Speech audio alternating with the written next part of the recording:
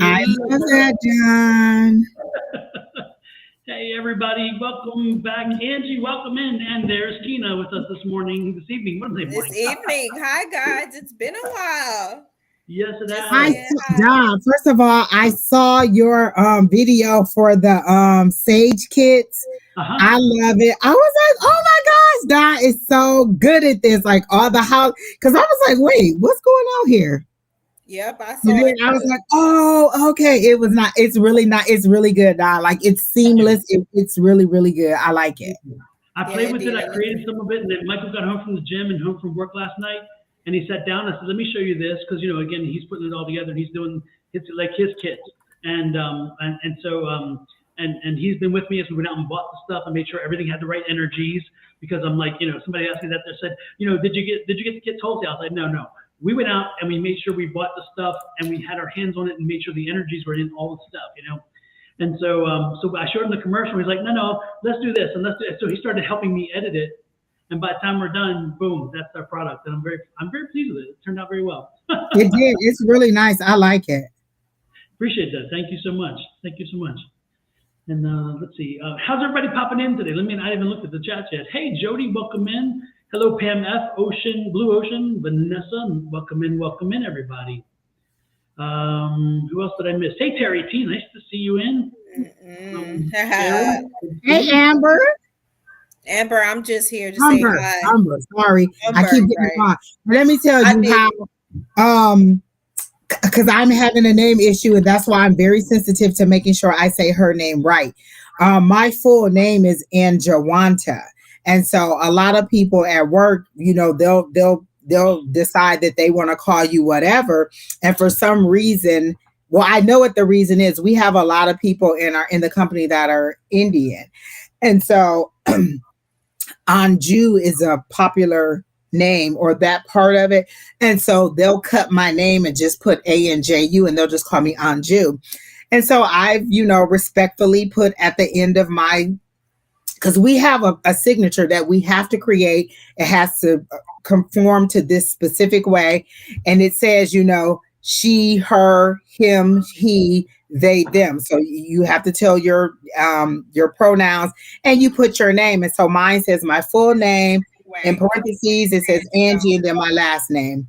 And so they don't use that. They just decide to call me whatever. And I said, so I put, respectfully, I prefer Angie or Anjoanna. You either put my whole name or you call me Angie. You don't get just to break it off wherever you feel like and call me whatever. So I do try to be respectful of their name. And a lot of their names are very difficult. And so I spell it out the whole time. Unless you tell me to call you something else, I call you exactly what you say. When we have a meeting, I say, could you please tell me how to pronounce your name? I'm very sensitive to it. And the fact that they repeatedly cut my name into that pronunciation is really irritating to me. And so I've started to address them, because at first I would just make my signature really big, like that's what you're supposed to say. So now I just, let them know. It ain't what they call you. That's your answer to. Ain't that what Medea said? No, I'm just kidding. Listen, they start calling you Keenie. Hey, I've been there before. I was like, So today was the last time I had to address it with this one lady. When I put it, she immediately, like her name is Kimberly. I don't ever call her Kim or anything like that. I call her Kimberly because that's what her signature says. And then she even signs her signature KB, like her, first and last initial. And so I address her exactly as it's written. I don't say Kim or Kimmy or anything like that because people are very sensitive about their name, even the spelling of their name. And so for them to repeatedly keep doing that is what, but then I looked it up and it's a very popular name in the Indian and Korean culture, Anju. What does it mean? In Korean, it's a restaurant or something, a very popular restaurant chain or something like that. And then in India, there's a lot of like jewelry stores and a lot of products and things that are popular in there. And it has some other meanings, but it was a lot. So I understand why they say it. And when I went to the bank, there was an Indian lady there, and she was the only person who could pronounce my name right. And she says, oh, in India, we have a lot of names with that pronunciation. So she didn't have a problem pronouncing it. But I understand why they do it. But again, I've corrected you. Yeah. So my first name is too damn easy, which is good. But the last name, I've been called so many things: Rumor, Reamer, Rammer, Runner, and sometimes I'm like, now how in the hell did you get that one? Because the other ones I can understand, but that one, I mean, you never know. Terry T says Anju means peaceful living in Mandarin. And I get it. And I am totally understanding of, in your culture, it means this, but my mom is Black. And so in her culture, it means Anjuana. That's it. It don't mean none of the things that you're saying. So respectfully, you're either going to call me Angie or you're going to call me Anjuana. Like we're not letting you just call me anything. I get it. I remember going through that because I'm not real particular about my name either. And I think it was a very defining season for me because I was like, why is this irritating right now? People kept it was like weird if they were doing. And I was like, that's not it. So yeah, I remember going through a season like that. So it's probably something to do with that, like that it's a defining season. And so it's even more irritating. Like, that's not my name. Like, don't call me that. Like, no, because I remember that. Keena is not your full name either, right? It's like, isn't that a little bit variation? It's just Keena. It's just the A in front of it. Okay, yeah. Mm-hmm. Right. So imagine them just cutting it off and just calling you Ken. Hey, Ken. I know. And the problem is they just cut it off where they wanted to, and that's what they call me. And I'm like, right. Like, or Aki. Aki. But yeah, I remember that. I was like, why does this bother me? It's never bothered me. I know a guy whose name is Thomas, and he doesn't like to be called Thomas. He prefers to be called Thomas. He doesn't like to be called Tom or Tommy. You call me Thomas. That's what my name is. And you have to respect somebody's, respect that. You can't, like, a lot of people used to call me Angela, because I always introduce myself as Angie, so they would figure they could just call me Angela. Well, what makes you think that just because my name is Angie, that Angela is my full name? So that used to irritate me, but not as much as the way that they're cutting my name off now. So yeah, well, my nephew's name is Andrew, and as he, when he was a kid, we all called him Andy, and my sister hated the name, and she's like, "Don't call him Andy." I always did. And I made it even worse because I called him. He made me. I call him Andy Pandy. He was like a panda bear. Oh my God. Andy Pandy. And then anyway, so as he got older, I didn't see him for a while because of distance and time and so forth. And when I see him again, I call him Andy, and they're really like, oh. I'm like, what? And they're like, his name is Andrew, and I'm like, no, he's always Andy. And I look at him, I'm like, you tell me, I'll be cool. And he's like, no, Uncle Don, you get the pass. You get the pass. Yeah. And sometimes when you have a little kid version, when you get older, you don't want to be called that. Because like if you were Tommy as a kid, maybe you want to be Tom or Thomas as you get older. So I do understand, and I am respectful. If you say to stop calling you that, I'm going to stop calling you that. Like there are some nicknames that you just don't want people to know, or it's a family thing. You don't want people out. Because my brother, we call him JR because he's a junior. We call him JR. But when he introduces us to his friends, I call him Noah. And he says, no, it doesn't sound right for you to call me that. You call me JR. So he introduces himself to his friends as Noah, but he prefers us to call him JR because that's what we've always done. But I'm respectful of how he introduces himself to his friends because I'll be like, well, Noah, and he'll be like, that don't sound right. You call me JR. That's what you want. Right. Like when you in a relationship and they be like, Keena, no, I'm bae to you. I'm always going to be bae. What are you doing? Kelly did say my name is Kelly, not Kel. That drives me nuts. I get it, Kelly. And you're probably, because her name is Kelly. I'm pretty sure it bothers her when somebody puts Kelley or Kellie or Kelle. Those things probably all get on her nerves. I understand that. Like the name thing is an issue, and I understand it. Yeah. My immediate family, My oldest sister came up with a name for me when Dallas was on, the TV show Dallas, because the character was JR. So my sister thought it was like him. So she called me DR. And then, so only my very close family, you know. And then later on, but as I grew up in West Virginia, my family from West Virginia, it was Donnie. Donnie. And so I haven't heard that, but every once in a while people come on here and you'll know it's my cousins or something, because when they come on, it's Donnie. And so when you see that, that's the tell to know that that's probably one of my cousins. There you go. Because nobody calls me Donnie. Diane Gotham, that is a very long question, and none of that question pertains to you. I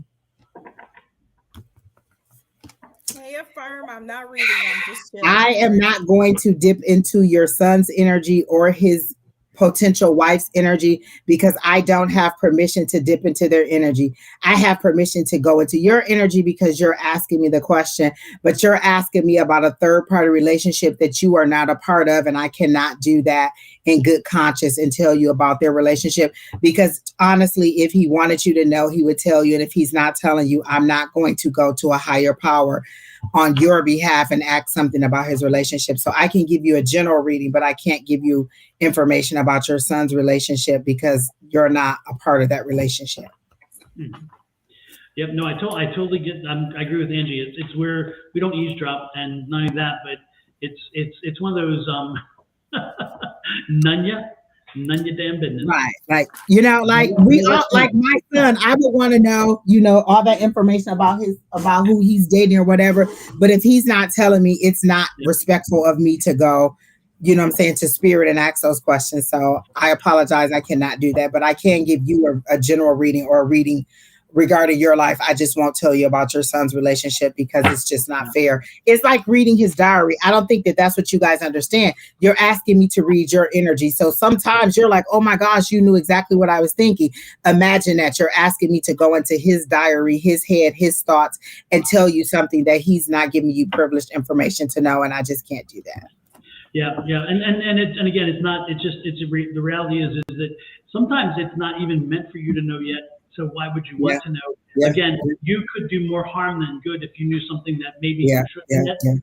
And so again, Spirit has told me no. They've unequivocally told me no. That's not information I need to know. Like I've been doing a reading, and they'll say, you know, you don't need to know that, or they want that person to come to them. And so it's been times when I couldn't do that, but let's see what else she says. Thank you so much. They're already explaining it, but I just curious to see something to happen, but I will. Okay. She says she'll take a general, so I can't do a general whenever we get to the list.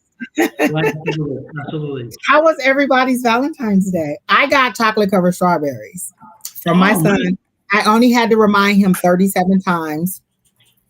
I was minding my business, drinking my water, and going to the bathroom. So that's how he said, I was going to get them for your birthday. I said, Brandon, they won't even have chocolate covered strawberries for my birthday readily available as they are now. I'm telling you because it's Valentine's Day. And so he got them and they were delicious. And so I was happy about that. Well, you know, we're on during the weekdays, we are apart because of business, because of the job. And so it was just the same old, just another day for me. So it's okay. Quinn said hers was quiet. She got roses and candy. That's always nice. Kelly says she got COVID for Valentine's Day. Oh my gosh, that is awful. Well, I mean, there is medication you can get and you could be fine. You know, hopefully it's a mild version and you'll be fine. That is kind of horrible to get for Valentine's Day, but I wish you well. I do send you healing energy and hope that you feel better. Absolutely. Love and light to you and everybody, by the way, to everybody. Exactly. So, oh well. With that said, all right, guys. Yep. I was gonna say we got like 10 in there, so you can get started. I'm gonna hop off. Oh my gosh, God, I have to tell this one quick story really quick. So I'm in the grocery store today, and you know how people always say people watch your purse or your basket or everything when you're in the store. So I'm in the grocery store. I'm at the deli counter, and I'm getting a pound of corned beef. Right. So my cart is behind me, and I'm facing the guy.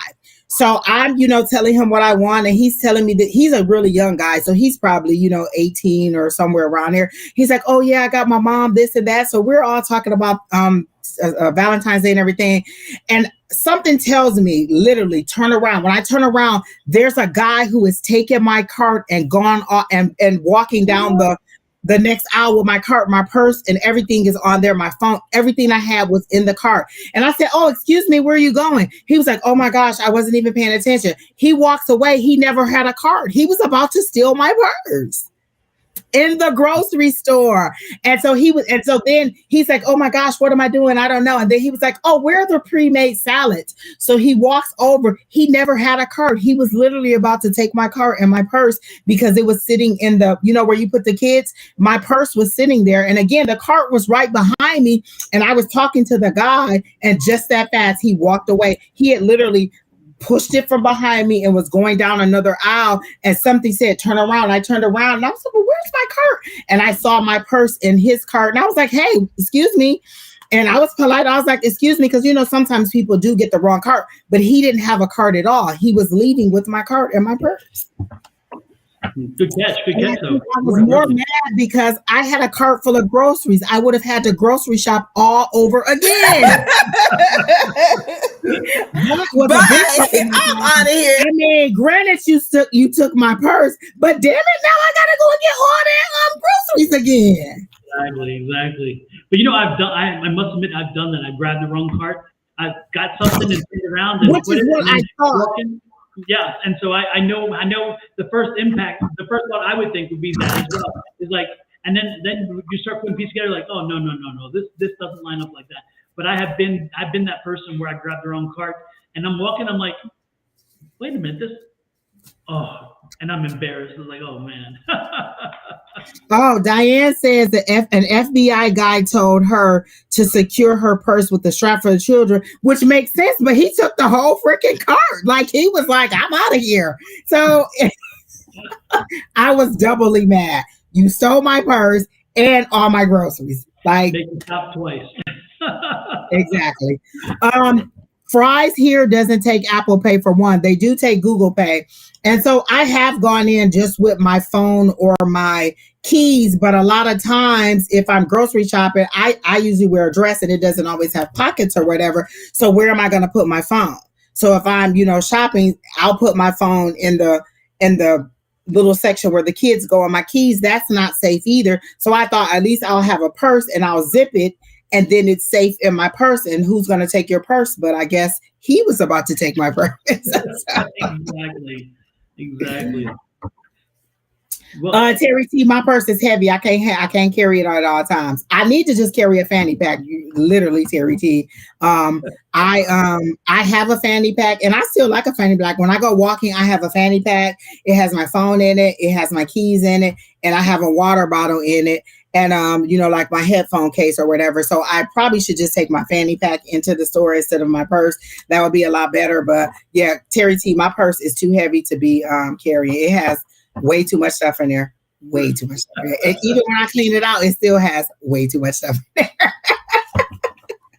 I'm a mom. Like, I need lotion. I need like wipes in case something happened. I need like, tissue paper. I need pens. I need, lip gloss, and I need, just all that stuff that moms need. And so my purse has way too much stuff in it. Hi, Summer. She says she's just stopped by to say hi. Hello. Well, shall we get rolling? Before we get rolling, though, shameless plug for my son, Michael, and our new product. Guys, this commercial is great.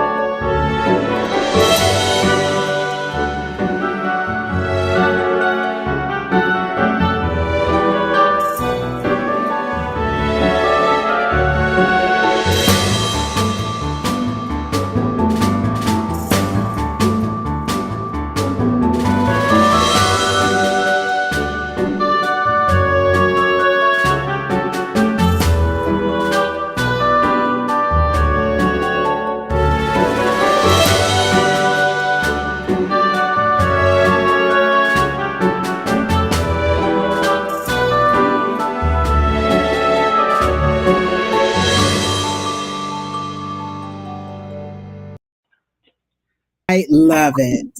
Oh my gosh, Don, listen. Thank you. Listen, you may have a new occupation. I love it. See, Julie says she loves it. Terry T loves it. Umber loves it. Everybody loves it. Super. Thank you all. Oh, Jojo says she got her cleansing kit today. Oh, nice. Thank you. Thanks for letting me know, Jojo. And Umber's ordering hers now. Yeah, and Umber, let your friend know that her too went out in the mail priority, so they'll be there within 2 days. So she'll be happy. Kelly said, can she pay with hers with credit card? I take electronic payments. I don't have a thing set up for credit yet, but I can take electronic payment like Zelle and Venmo and all those things. But if you want to do credit card, you can do it if you go to my son's shop on Macquarie.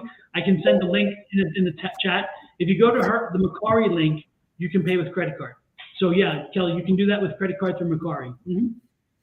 I forgot about that. But if you email me at advice@sonoranmystictarot.com to buy it direct, then you arrange it through me direct and I ship it direct. Otherwise, you can go to Macquarie, and I'll post the links. Okay.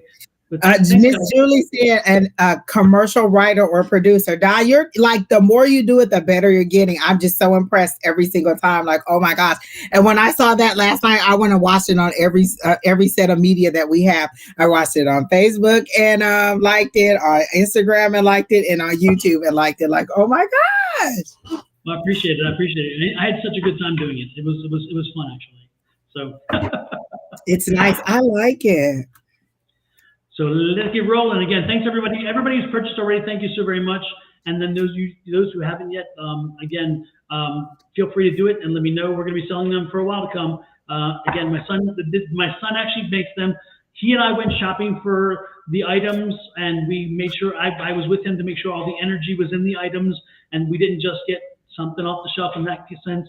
So everything that was put together under my blanket umbrella name. And with my sense of energy and feeling, and then we blessed it before it goes out. So it gets a blessing before it leaves from me. It gets a good energy vibe to it. So we take the extra step. Okay. So with that said, let's go. And also I'm preparing a instruction video, and the link will be up, and I'll be sending it to all the people who bought it so they can watch the video if they want as well. So, Tina said, Kelly, just email Don at his email address, and then he can email you the link back. He can reply and give you the link back also, if that's easier for you too. Susie, yes, we are doing readings. Kina is preparing the list. Just post your question, and then Kina will add your question to the list. Sharon, you said hello morning. Where are you at that it's morning? I'm just wondering what part of the country, or US or wherever you are. And are you still here, Miss Sharon?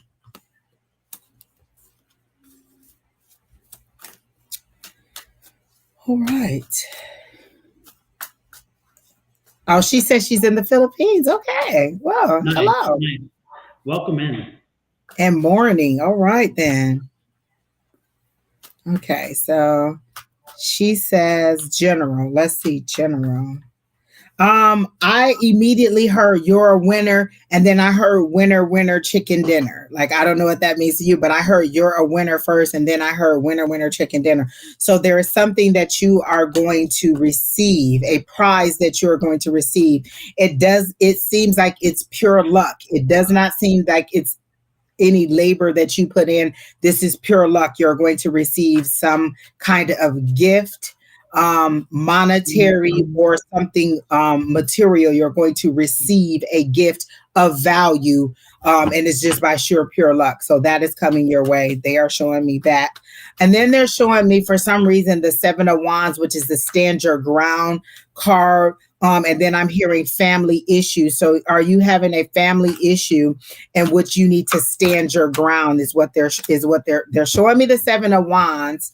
And I don't have it to show it to you because they're showing it to me in my mind's eye. And then I heard family issues. So they're saying stand your ground, whatever your stance is or whatever it is that you're feeling strongly about. They are telling me to tell you to continue to stand your ground with that. You are right. I think you're questioning to some degree whether you are right or not. And they're saying, yes, you are right. And so they wanted me to tell you to stand your ground on that. And so let me see if I can get another, if I can get some actual cards for you. Here's one. Oh, and then I got the Four of Wands, which is happy family reunions coming together. Some people call this the marriage card. Sometimes it's also the 1111 card. I'm going to pull another card to see whether this is family, romance, or what direction it is. The actual card on there is community, because it's, again, coming together. So there's a coming together. So let me see where they're going with the Four of Wands that I got for you. But remember, I got the Seven of Wands first. That is what they mentally showed me, for you to stand your ground in a family issue. And then now I'm getting the community card. So let me see where we're going with the community card.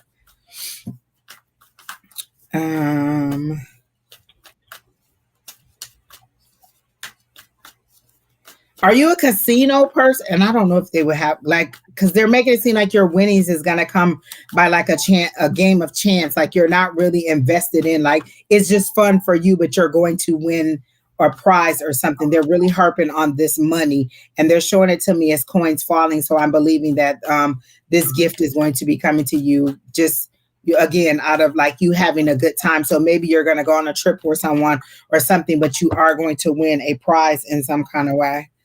What is the next card for Sharon regarding this community or the Four of Wands? Tell me more about this Four of Wands. Hi, Yasha Rose. Okay, so then the card that wouldn't go back in the deck was the Nine of Pentacles, which is independent wealth. I call her the Lady of Leisure, which means she has more than enough. It says, again, independent success, financial stability. So again, this is, for me, this has something to do with your income, your money, your finances. This is success in one of those areas. So I'm getting success. I'm getting one, that you're going to get a monetary gift for something, and then two, you to stand your ground in this family situation, and then three, your finances are going to be picking up, and you're going to have more than enough money. Like there's going to be financial success in your finances, in your business, in your career. So that's what I got. No, Diane, you haven't missed your turn. This is our very first person. Or Diane, is it Diana? Diana. Let's see, what do I got for Sharon? What do I got for Sharon?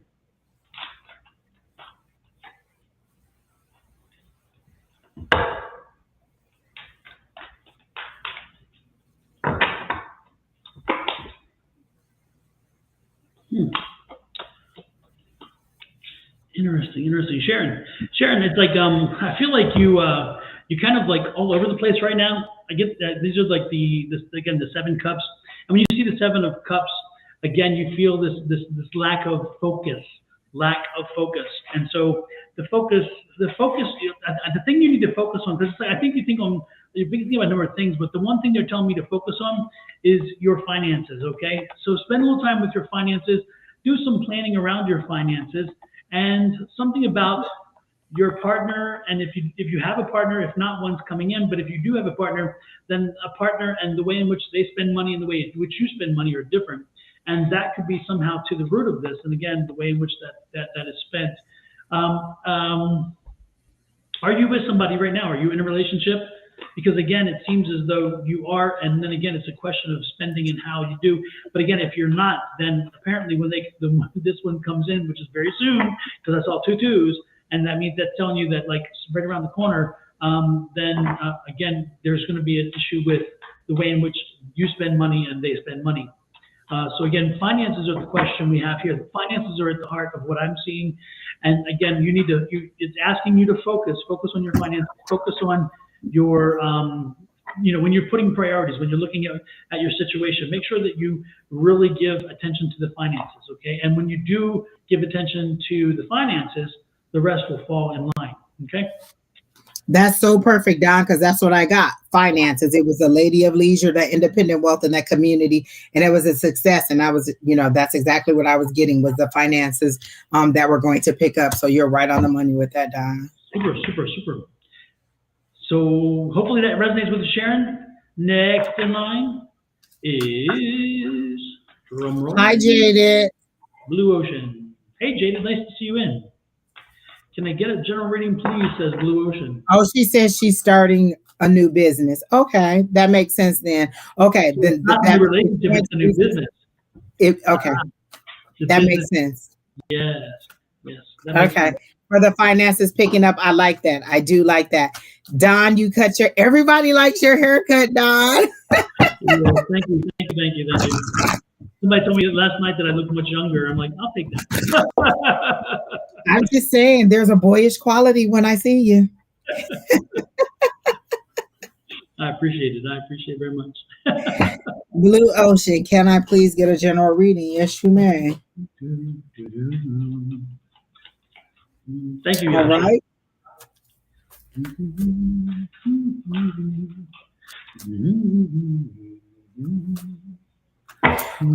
So immediately, Blue Ocean, they show me you in a car. So I'm in the driver's seat as you seeing it from your vantage point, and there is we're looking out the windshield. And I heard you could let it go if you wanted to.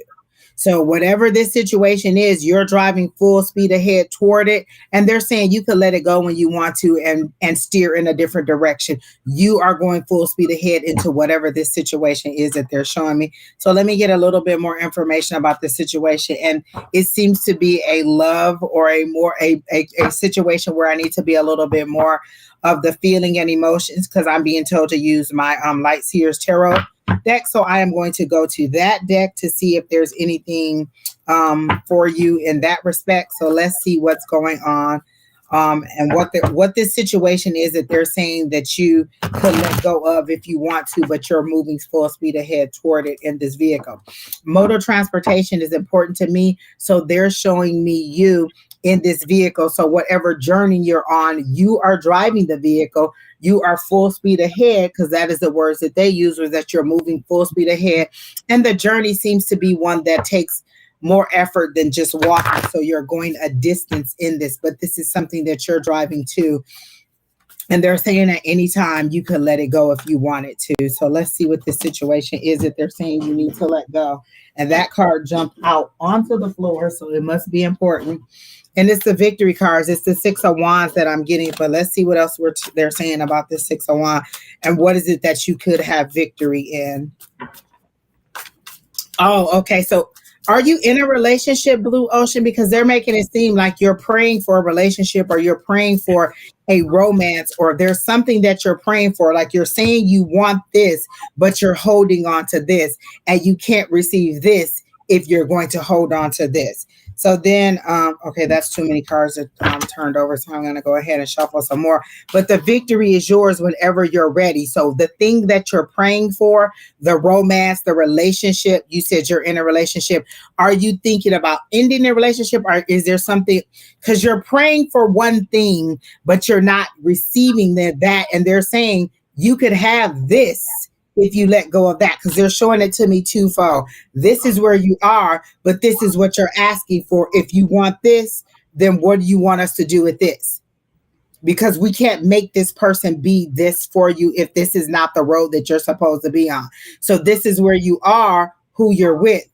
This is what you're asking for. So I can't tell you what to do in your relationship. I can tell you to say, this is where I am. How do I get to where I'm praying to be, or what it is I'm praying for? What do I do to get me there? And then allow the universe to help you to make that decision, because it doesn't seem like you're making a decision. And immediately they said that you could, and then it's the Nine of Wands. For me, the Nine of Wands means that you've been weathering a storm. That's the 9. You're almost at the 10. You're battle weary. They're telling you to be resilient because it's almost done. So again, they're saying, hold on, better is coming, but you have to decide when to move on from what that is. So let me get one more card about that Nine of Wands to see where they're going with that.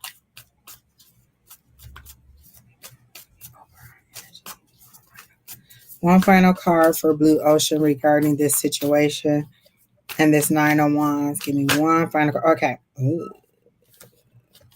So it's heartbreak. I got the Three of Wands for this situation. So you're being, you know what I'm saying? You're battle weary. It's heartbreak. So you have to go ahead, rip the Band-Aid off, is how they're showing it to me, is just let it go and move forward. but the victory is there. The victory is already there. What you want is here. This is where you are. So what you need to say is, what is the bridging action that gets me from this to this? Because they know what you want. And so that's all I got for you, Miss Blue Ocean. Let me see the heart card again. I don't think I've seen that one yet.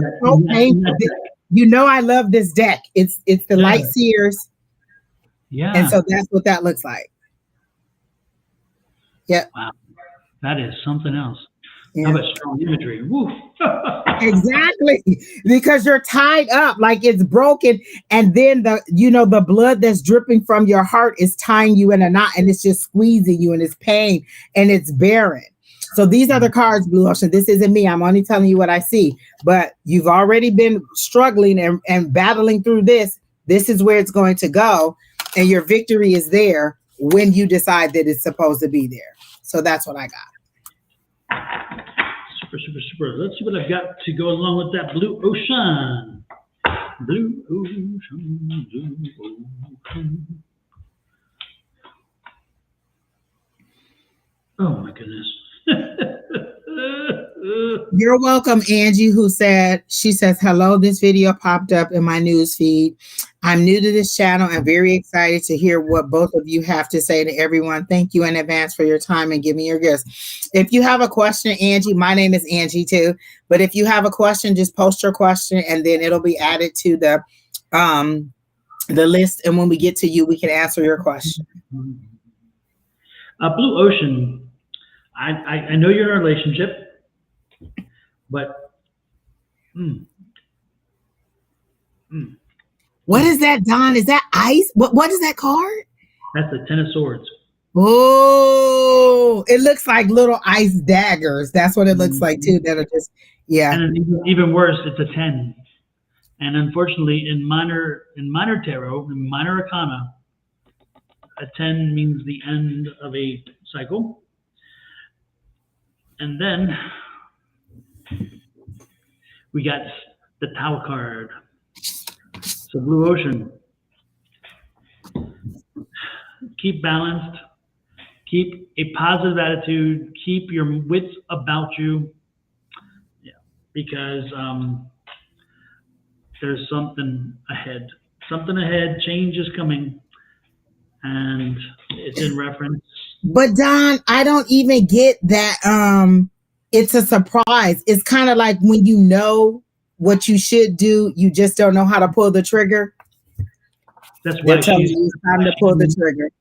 That's why she can remain balanced and try to figure. She's logical, using logic and saying this is what it is. So, yeah, Blue Ocean. This is not the reading that I thought I was going to have today. That was yesterday. Yeah, she didn't even ask for love. She asked for general, and it literally just unfolded in front of me like that. And the first thing I heard was, you could let this go whenever you want to. So like, the choice is yours. And again, they showed me your prayers, like you're praying, this is what I want a loving relationship. But I think that you're praying that they change this person to be what you want them to be. What we sometimes have to realize is that that's not what that person is for us. We want this person to change into that, but that person may not have the capacity or be ready to be that. So what we're praying for may be somewhere else. And this is a situation where they're saying the victory is yours, but you have to go ahead and let it burn, let it hurt. It will ultimately. Oh, go ahead. I'm sorry, Don. I would say you ultimately will get over this. I mean, you all get through this. It's going to be a better, after you go through this, this is going to be a better place for you. You know, and there is, again, there's a younger, happier kind of energy around this. So keep that in mind. But right now, kind of heavy and not so positive there, Blue Ocean. Yep. Whew. Next. Sorry. But you know what? I don't get the heavy feeling that I usually get when we give those, because I feel like it was like a confirmation or relief to know, you know what? I knew what I had to do. Unfortunately, Blue Ocean hasn't given us any feedback. So it's like, hopefully you're okay, Blue Ocean. And again, you have free will. Always remember that. You have free will. Keep that in mind. So Terry T says, I got a question. Should I buy a house in the city I'm working in, or a city back, or one back home? For me, it's all about the commute and the drive. I don't want to drive. So if I can get closer to, so you have multiple options. You could change your job to be closer to where your home is or where you want to live, or you could buy your house closer to where you want to live. But I'm all about the commute, and I'm not a person who likes to be in a car for too long. Like, I literally sometimes just visualizing myself being like, just listen, I understand road rage to the fullest. I do. And it is, you listen, you need peace of mind when you're in that car.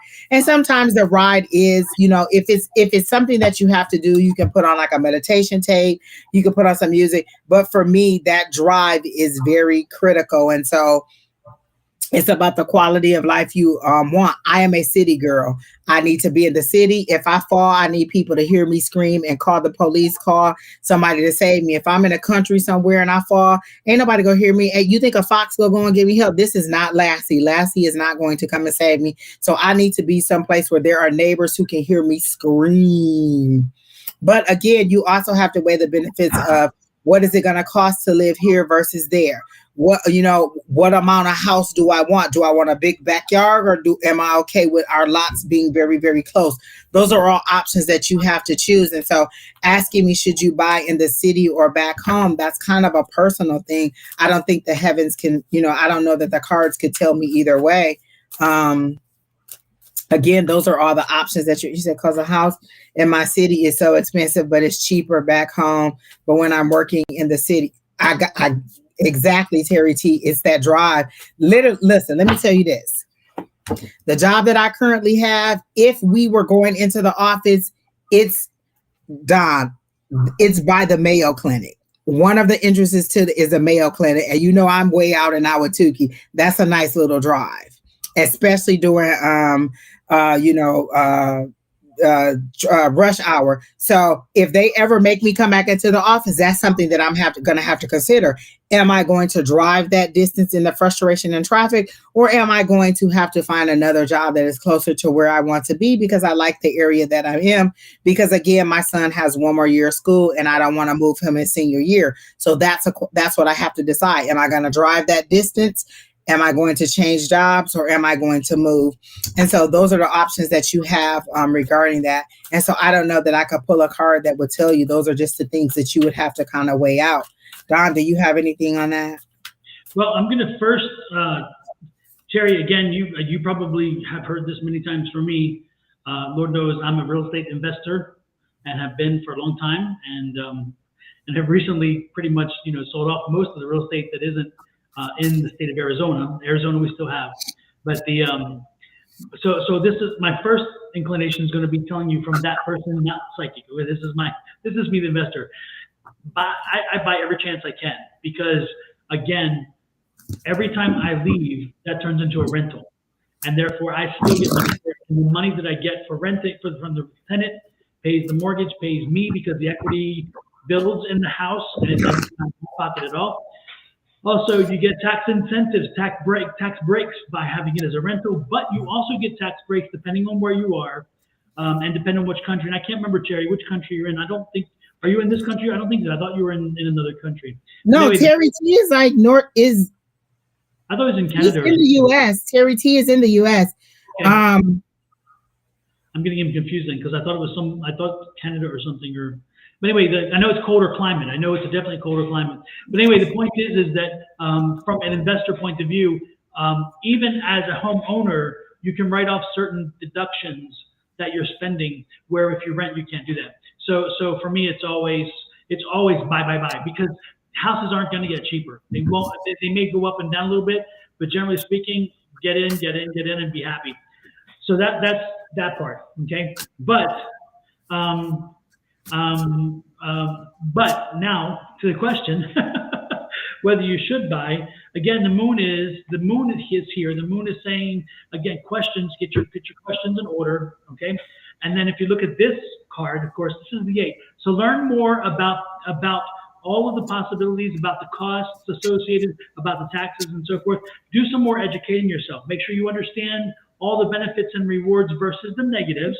And if that doesn't work out to your advantage, then maybe you shouldn't. But I do see you working on it. I see you putting in a plan. This is the plan card. And so I do see you putting in a plan to make that happen, and there's a celebration coming. So I would not be surprised if indeed this plan, based on this education that you get and asking the right questions, getting the right answers, brings you to the fact of a closing on the deal and a house. So that's what, and let's see, the bottom card is, look at that, the sun card. I think you're going to be happy with your choice no matter what, okay? But make sure you use a professional. The next card in line was a professional card. Make sure you use a professional. Make sure you use somebody who knows what they're doing and they can advise you properly on what you're doing, because you do not want to make a mistake. Be very careful. Mortgage brokers are often very comfortable about overselling you a big old mortgage, and make sure that you don't do that. Make sure you can afford the mortgage and that you're not house poor. What happens is, oh my God, Don, that's what I was going to say, is be sure that you can more than afford the house, because a lot of times we can afford the mortgage. Oh, okay, the mortgage is, this amount of money, but can you afford the insurance? What if there's a repair that needs to happen? What if there is, anything that you have to be able to more than afford the house? The first house that I bought when I was in Michigan, I could afford the house. And then there were things that happened along the way with buying the house that made it a little bit tight on my budget, and to the point where I ended up just, not having the house anymore. And so you have to be ready. And then you have to think about what kind of person you are. Are you a person who wants to be responsible for all those repairs? I'm in an apartment because I love to call somebody and be like, hey, this doesn't work, come and fix it. When you're in a house, you're responsible for fixing all those things. So you have to know your own personality. Do I want to be responsible for making sure somebody comes and takes care of the yard, to come, and do whatever repairs, to clean, to do whatever? You have to know what kind of person you are. And for a long time, I used to say, I don't want to buy a house as a single woman again, unless I can afford all of those things. Can I afford to have lawn people come by? Can I afford to have repair people come by? Can I afford to have all those luxuries taken care of that I pay extra for in an apartment? So you have to know what kind of person you are. My sister owns a house, and she is one of those YouTube University people. She's fixed her own washer. She's fixed her own AC unit. She's gone out to, and like she had a bee problem that was in one of her water little things, and she had to call a bee person to come out. And it was like $250, $300 to come out and cover up that little beehive that got down in one of her little, how they do the little things for your lawn or whatever. It got down in one of those little cover things, and it was just bees in there, so she had to pay for that. So you have to know what kind of person you are. And again, everybody says home ownership is great. It is, if you can afford all of those things that come along with home ownership. So know all of those things when it's necessary. Like when I was in Michigan, I had to have somebody to shovel the snow. I was dating this guy. He told me he would shovel the snow. I was like, oh, I got out there and do it. Went out there, pulled the muscle, and was laid up. Listen, know your limitations about what you can and cannot do, what you can and cannot afford. So a house is a great investment, but know your strong points and what you want to do for a house also. Jaded, I don't mean to contradict you. Jaded says, Terry T, don't purchase now. It will go down in the summer. I don't mean to, again, contradict you, but I will tell you this much. Again, as somebody who is an investor, you can find a deal. If you're looking and you're watching the market, you can find a deal in any market at any time. There's never a time where you can't find a deal if you're looking. And so I would say that you never wait, because again, I'll give you an example. In Houston, we bought a house in River Oaks, one of the best areas in the city. It's old oil money, and it's known for it. And when we did, there was a strange time in the market, and we found a house for $250,000. And we're like, that cannot be a $250,000 in the neighborhood. And this is in the 90s, but this neighborhood is not a $250,000 neighborhood. And so as soon as I saw it that night, I called a realtor. Let us in the next day. The house had just fallen through in the deal and came back on the market that day, the day that we saw it. And then we went into it, and it was a bit of a mess. It was a bit of a rehab. And we like, let's make this happen. Again, the market was crazy and things didn't make sense, but yet I found a deal. And I can tell you over and over again, we've owned, I can tell you we've owned over 100 properties, and Angie knows this to be the fact. I'm not talking stuff. I've owned over 100 properties and have bought and sold more than that. And I can tell you, no, you'll never convince me you can find a deal. I'm just saying that if you're in the market and looking, no matter where the market is, there's always somebody out there who has a need to sell, and the price can be right. And you just have to make sure you're available and watching at that moment. So if you're looking to buy a house, no matter who you are, pay attention, do this research, keep watching, and no matter where the market is, there's always a possibility. Okay, that's all. I just want to make sure that I say that. And then the only card I got for you, Terry T, was the Four of Pentacles, and then this one, she's holding on to the purse. You know, she's being aware. So be conscious of your money. Again, consider your lifestyle. Are you willing to cut back on things in order to be able to afford this house? I'm realistic with my spending. I'm realistic with my expectations and what I know I want.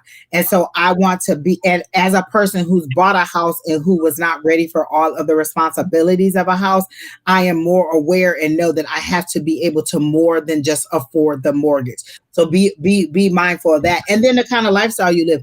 Are you a person who likes to get your hands dirty and get down in the dirt and do the things that need to be done on the house? Or are you a person who wants it to be done? Like when I move in, I need it move-in ready, and I need to know that if something breaks or splatters or blah, blah, blah, for this amount of time, you'll come. Like I'm not opposed to moving into like a condo area where, you know, there's some people who come in and fix stuff. I'm just not that person anymore. I'm just not. I've done that in my life, and I'm just not that person. That's not the lifestyle I'm trying to live. I'm not trying to be cutting through, you know, stuff and trying to repair wires and stuff. That's just not where I'm trying to live my life. And so I know my lifestyle. And so I know what I need to look for when it's time for me to buy a house. And so just know your lifestyle. But again, the only card I got for you was to be aware of your finances and, you know, what you can afford. Yeah, I'll give you one more example and then we can move on, because it just clicked in my head. I went to California a week or two ago on the weekend. And as I'm getting to California, my son calls and said, "Dad, I found the house." We live in Scottsdale, Arizona. The house came on the market, a 3-bedroom, 2-bathroom, South Scottsdale, about 1,200, 1,400 square feet, $250,000. That does not happen. Does not happen in Scottsdale. Everybody will tell you cannot get a house in Scottsdale for less than at $250. Guess what? It came on the market, and I did not have my computer with me. I was not set up, and I was like, damn. By the time that I could get onto a computer, get in to check it out, and then reach the agent, the house had already had tons of contracts on it. Of course it did, because it was a freaking amazing deal. In this market, a house in South Scottsdale at $250,000 is a steal. But again, it can happen. It can happen. And I just received the deal sent to me. We haven't pulled the trigger on anything yet, for $199,000 in North Phoenix. $199,000 in North Phoenix. So again, folks, the market is high here. I still can find a deal. That's all I'm saying. That's all I'm saying. Again, Terry, you have a higher power, and people are saying manifest. Ask your higher power. How do I get from where I am now to being able to afford the house that I want, or the lifestyle that I want with the house that I want? These are all things that you ask. What are my next steps? I no longer ask, you know, how to make it. Like if I want a house, if that's what your dad said on buying a house, then you just, I want this house. You visualize yourself in it. You can manifest it, but you also need to ask your higher power, how do I get to the place where I'm ready to receive this house? Exactly. All right. Hi, J Mac or Jack Mac. Absolutely. Who is next, Keena? We beat this one to death. Sorry about that, but this is a topic that I'm very energized on, because it's what I've done. It's my jam, as you say. as a person who's owned and wasn't ready for it, I also know that as a first-time person. And I think I bought it in like my late 20s or mid 20s is when I bought it, and I just wasn't ready like that. I just didn't know. I didn't know the responsibilities of buying a house. You know, I just wasn't ready for all that it entailed. And you need that. Sometimes you need that wise voice. Yeah. Angie, did ever tell you I never lived in the first house I ever bought? You told me, and then you ended up selling. I think you bought the house, and then you went to Germany. I think it was. Yes, and I rented it to my brother before I could move in. I was working in Fort Meade, Maryland, at NSA. and I bought the house. I even sold. I had a nice little Nissan Pulsar NX, a nice little new car, but to qualify, I had to get rid of the new car debt, right? So so I got rid of the car. Got an old beater upper because I wanted the house. That was more important, which made sense, and it still does to me. Anyway, so I bought the house, and then my brother came back from Germany and needed a place to rent, and I'm like, Mom's like, hey, why don't you? I'm like, yeah. So I rented it to him, and then when he moved out, before he moved out, I moved to Germany, and then another tenant, and then years later, I eventually, an older couple who was having some really serious health issues, they couldn't afford to pay the rent anymore, and I don't know what I was thinking, but a good spirit thing, and I gave them the house. I assigned the house over them. They paid this because I made money on it, and I was just in a great place. And so the old couple got a house, and they paid this for it because I gave it to them. Yeah, my first house. It has been given back to you over the years, like you've reaped from that. So that was a good seed that you sowed. Yep, and I'll never regret it. So everyone, the list is closed. It is closed, and it is going across the bottom of the screen. So please look for your name along the bottom. You'll know where you are. We're on Isabella. So these are the people that are next. So be ready with your question and be ready to respond when we get to your name. She wants a general love reading. Isabella, you've been looking for Mr. Right for a while. And unfortunately, when you see this, it tells you it's going to be a little while longer because that's an 8. In the minor arcana, 10 is going to tell you that you're almost there. The 9 is going to say almost, the 10 is going to say you finally found it. Girl, you got some waiting to do. But it is on the horizon. I'm loving this because that energy is right there. So if you're looking for Mr. Right and not Mr. Right now, again, Mr. Right now is on the horizon, but not there. And look at this. I'm loving it. Look at this energy. You're going to find yourself a damn good man. Look at him. He's strong, determined. He's going to be a businessman. He's probably going to have his own business, which is nice. But he's also going to have somebody who is comfortable of sharing and making you feel comfortable with being in his world, no matter what you bring. And look at this, the fertility goddess. Okay, when you put love and you put that strong man together with the fertility goddess, that's kind of saying that's going to be marriage and a child. So I wouldn't be surprised. And look at this, there's that new energy. So yes, don't be surprised, Isabella, if something around the corner is coming. And as we talked about for Linda so long, we're going to put a man on you. There you go. I'm not getting any cards for you, Miss Isabella. They're not popping out. But prior to starting this, I was like, she must not know that I am the Grim Reaper of love. But Lord help the child.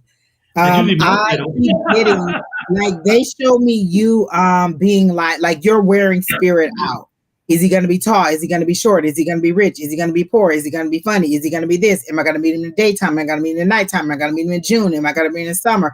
Like, you're asking so many questions because you want pinpoint accuracy, and you can't even enjoy the journey of finding him because you want to know so bad. Sometimes it's not so much, and we were having this discussion before, it's not so much the details, but actually going through the journey.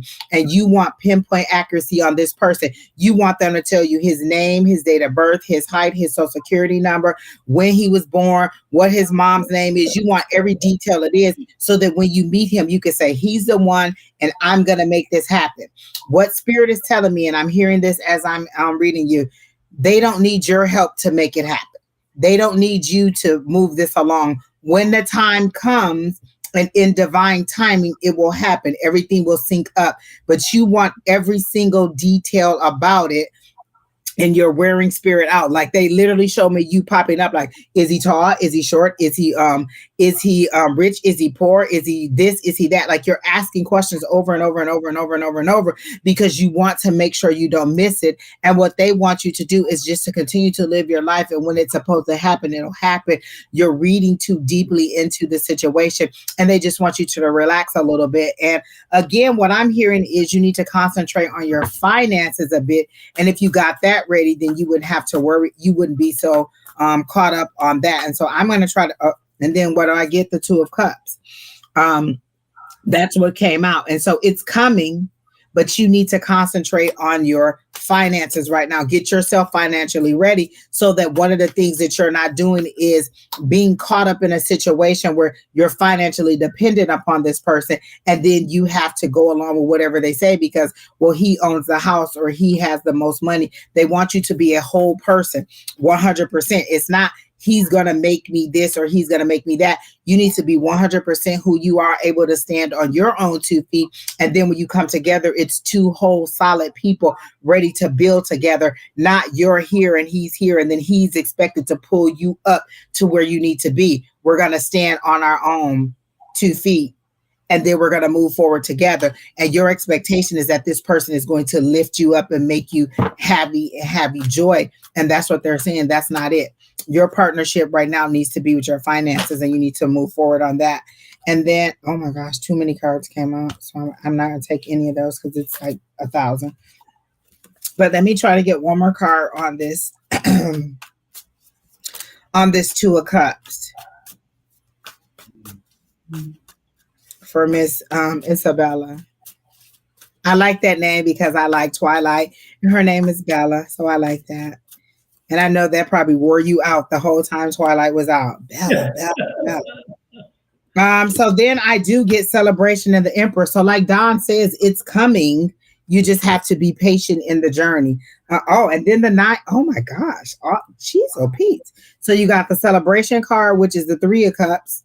And then you got the 9 of Cups, which is the wish fulfillment. And then you got an Emperor. So he is coming. You just need to be patient and live your life as if, you know, not trying to find out pinpoint accuracy of where they are. They show you kind of like GPS. Is he here? Is he here? Is he here? And you just want to go and make yourself known. So like if they tell you that his name is Michael and that he works at this place or that he frequents Starbucks, you're going to be in Starbucks every single day and you're going to miss other opportunities because you're so pinpoint on finding this person. And they're like, relax, just live your life. It's coming. All of the cards that I pulled and other cards that Don pulled show that it's coming. Just relax and let it flow naturally. The universe doesn't need your help to guide you to where it's supposed to be. They'll get you where you need to be, and it'll happen when you least expect it. Yes, So I agree. And I don't see it this early part of this year. I'm going to say in the first 6 months, I do not see it. Yeah, because I saw an 8, so it's still a little okay, yeah. down the road. The 8, because again, the 8 is that journey. You're getting there. The 9 is almost there, and then the 10. So yeah, it's going to be a while. It's still not. You have a little ways to go. Be patient. Paciencia, por favor. So who is next? Is Isabella even here? Did she respond? Isabella. She didn't. Oh, she said thank you so much. Okay. I was like, did you cut and run? By the way, by the time I cut and run, and before anybody cuts and runs, make sure you do this.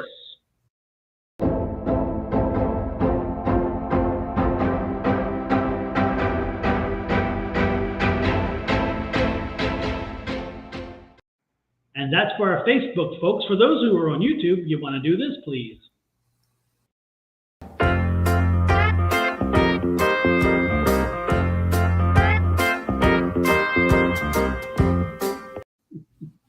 All righty then. Who is next?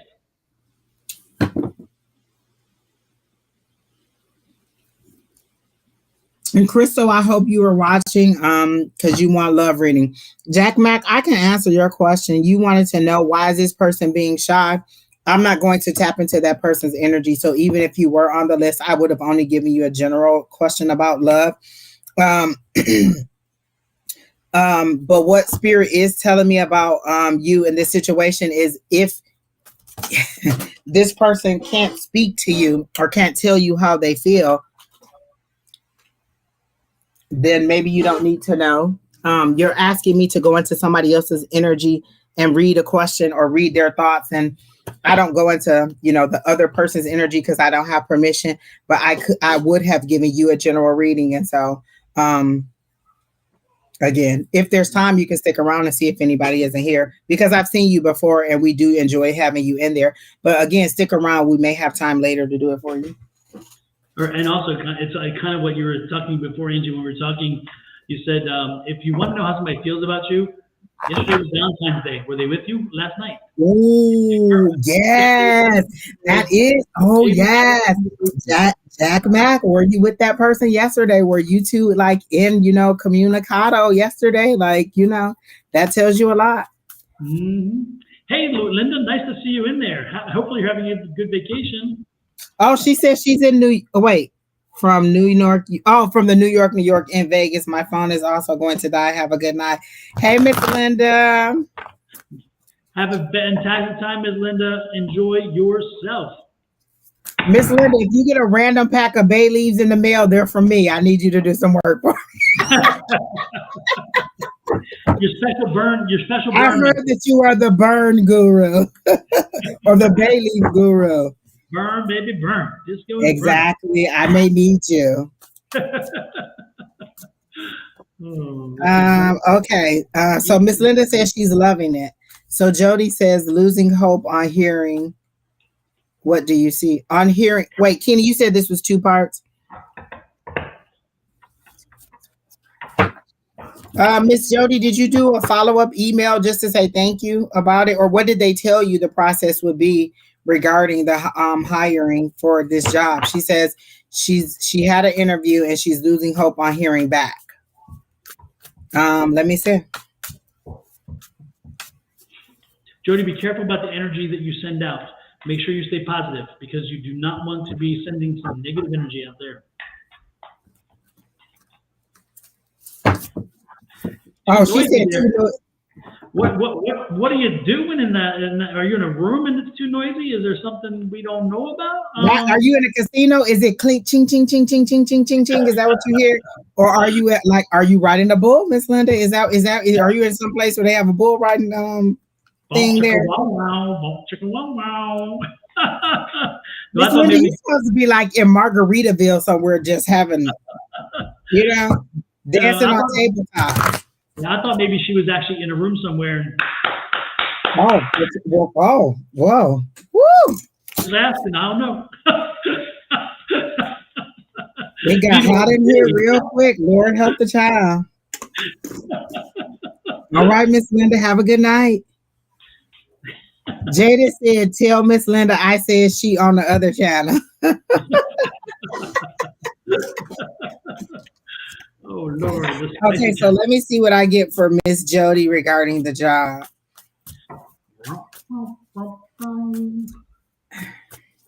Jody, I still see very positive energy around that. Look at this. That's the Ace of Pentacles. So it's like, hello. I still see like 2 more weeks before anything else for what I'm seeing. But again, look at this. It's going to work out for you. I don't know. I'm still seeing it's a positive. That's all I'm saying. What you got, Angie?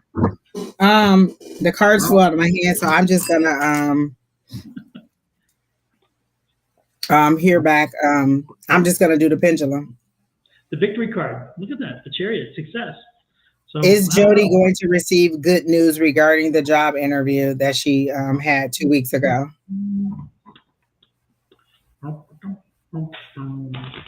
And I'm getting a yes, you are. They're showing me the Temperance card, but they're also showing me the Emperor card, where you have like for me the Emperor card in the deck that they're showing it to me is someone who has the chess piece in their hand, like they're the master of the game.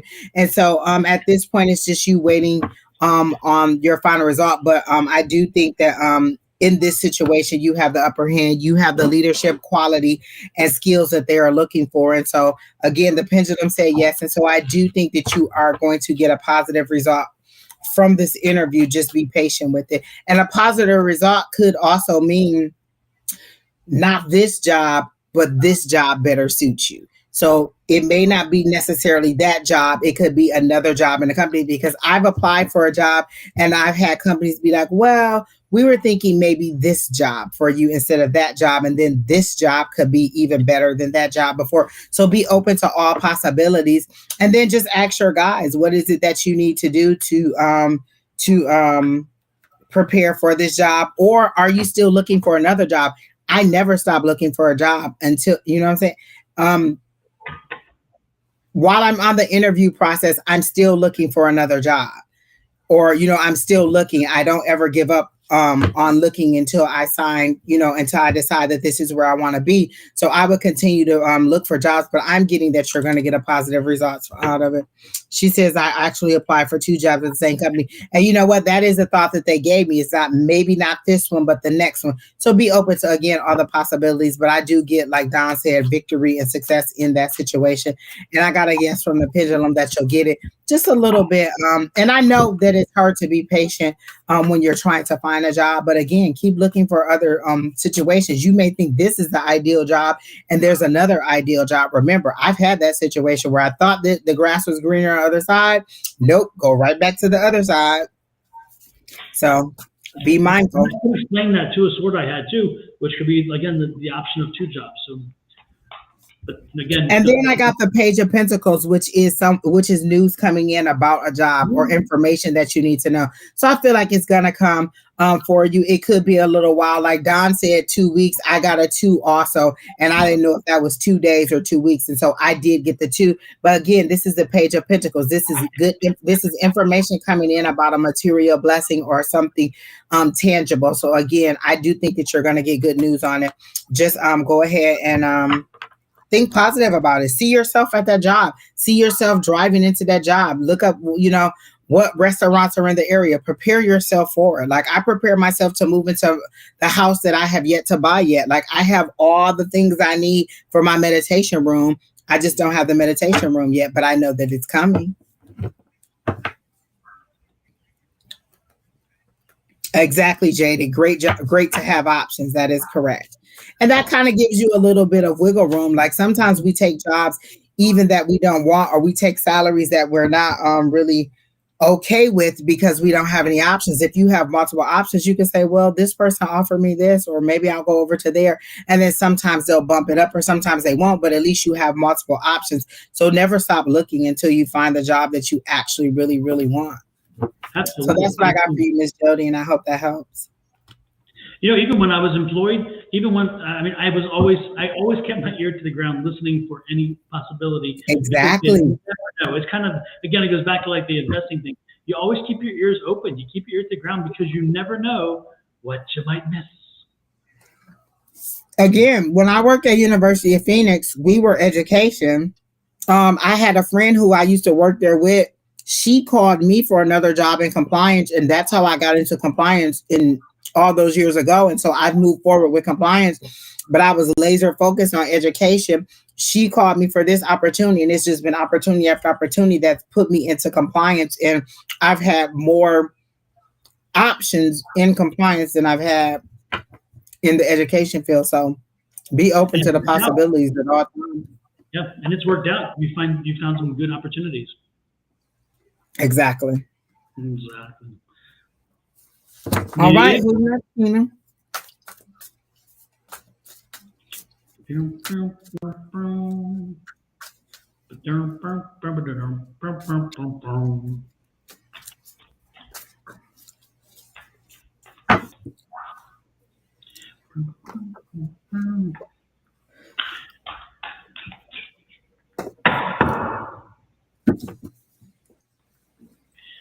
Stephanie St. Augustine. Hi, may I have a reading for my highest, please? Oh, your highest and best self, is that what you're saying? Is that what you're saying? Okay. I think that's what the implication there is. Okay.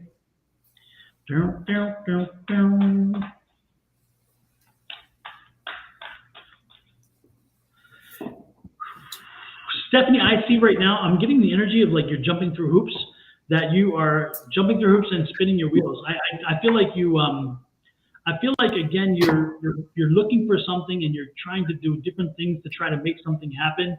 And it isn't, everything you try just doesn't seem to get traction. And I feel like, again, you're just like spinning.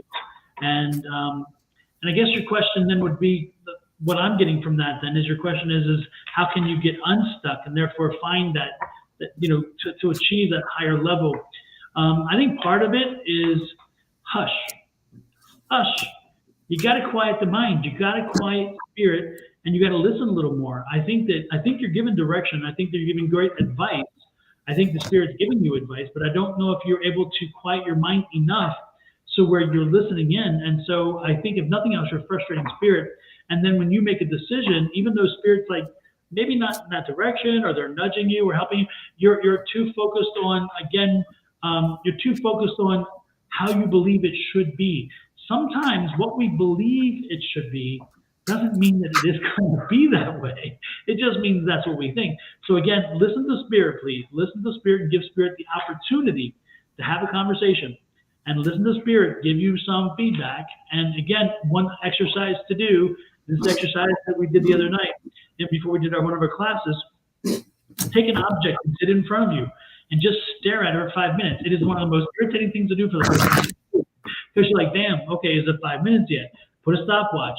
But I'm telling you, after you've done it, and you focus on it for 5 minutes, it's amazing when you really, truly focus on the object and you don't let anything else distract you. All you think about is the object, the shape, the size, whatever you want, but all it's about the object.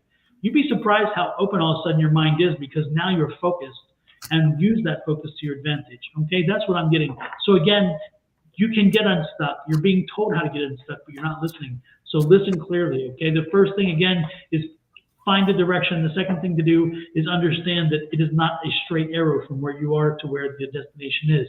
You will have turns. Okay. What you got, Angie? Don, that is so, you are so right. And because I couldn't focus. I couldn't get in one thing. It was like a little bit here, a little bit here, a little bit here. And I feel like that's why you didn't ask a specific question, because you can't even figure out what you want to concentrate on or what direction you want to go, because you have so many things. And they show you like a bunny rabbit just bopping around from here to here to here to here to there. It's kind of like me sometimes. I'll start cleaning my room. And so I'm like, oh, let me go put a load of clothes in the washer. So I'll go and start the washer. Oh, let me start the dishwasher to wash some dishes. Oh, okay. You know what? Now I'm coming back to get the clothes. I take the clothes in there. Let me sweep the floor. Let me clean up the stuff. And so I'm bopping all around the house, and no one thing is completely getting done, but a whole bunch of things have gotten started. And so you seem to have very scattered energy where you can't settle in on any one thing. And again, a focus exercise would definitely help you. Even if it's just sitting and listening to some music, going outside. Let me tell you something. Going outside is very, very, very therapeutic for me. When I can't get outside and have my walk, it just isn't a good day for me. On those days when it's really, really, really cold, Spirit will tell me to go get on a treadmill. And like Don says, we always want to do it the way that we want to do it. I want to go outside in the sunshine. And what Spirit is telling me, sometimes it's just a meditation and the repetition of getting outside of yourself that helps you to focus. So if I would just go and get on the treadmill, like they said, then maybe I would focus, but I want to go outside. I want to do it my way, because that's the way I want it to be done. And what Don is truly saying, and what they're telling me also for you, is you're getting good advice. You just want to see it this way. Oh, you said I'm going to get a good job. Oh, you said my income is going to increase. Well, this is how I want my income to increase. I thought that all my increases had to be from the sweat of my brow. Like I had to work. It had to be labor intensive. And Spirit is showing me it doesn't always have to be that way. There are other options, but those are also things that I prayed for in the past. But because it was taking longer than I wanted it to, I went back to what I know. Work. And so sometimes we ask for things, but when it doesn't happen the way that we want, when we want, or as fast as we want, we go back to what we know. I know how to work. I know how to do things and burn, like Don said, kind of like a hamster on a wheel. You're burning your own energy and you're getting nowhere. So I did get the victory card for you. I did get the 6 of Wands. So there is victory and recognition coming for you. You just need to focus it down. So find an activity, even if it's knitting. It could be knitting. It could be puzzles. It could be, watching something on TV. One surefire way to get me to have, to raise my vibration is to watch something funny on TV. Today, I was in a sour mood when I woke up, because I was like, why was I up all night? I couldn't get to sleep. I woke up at 3 a.m. and I was up all night. I turned on Dan and Shay, because that's one of my favorite country singing groups, Dan and Shay.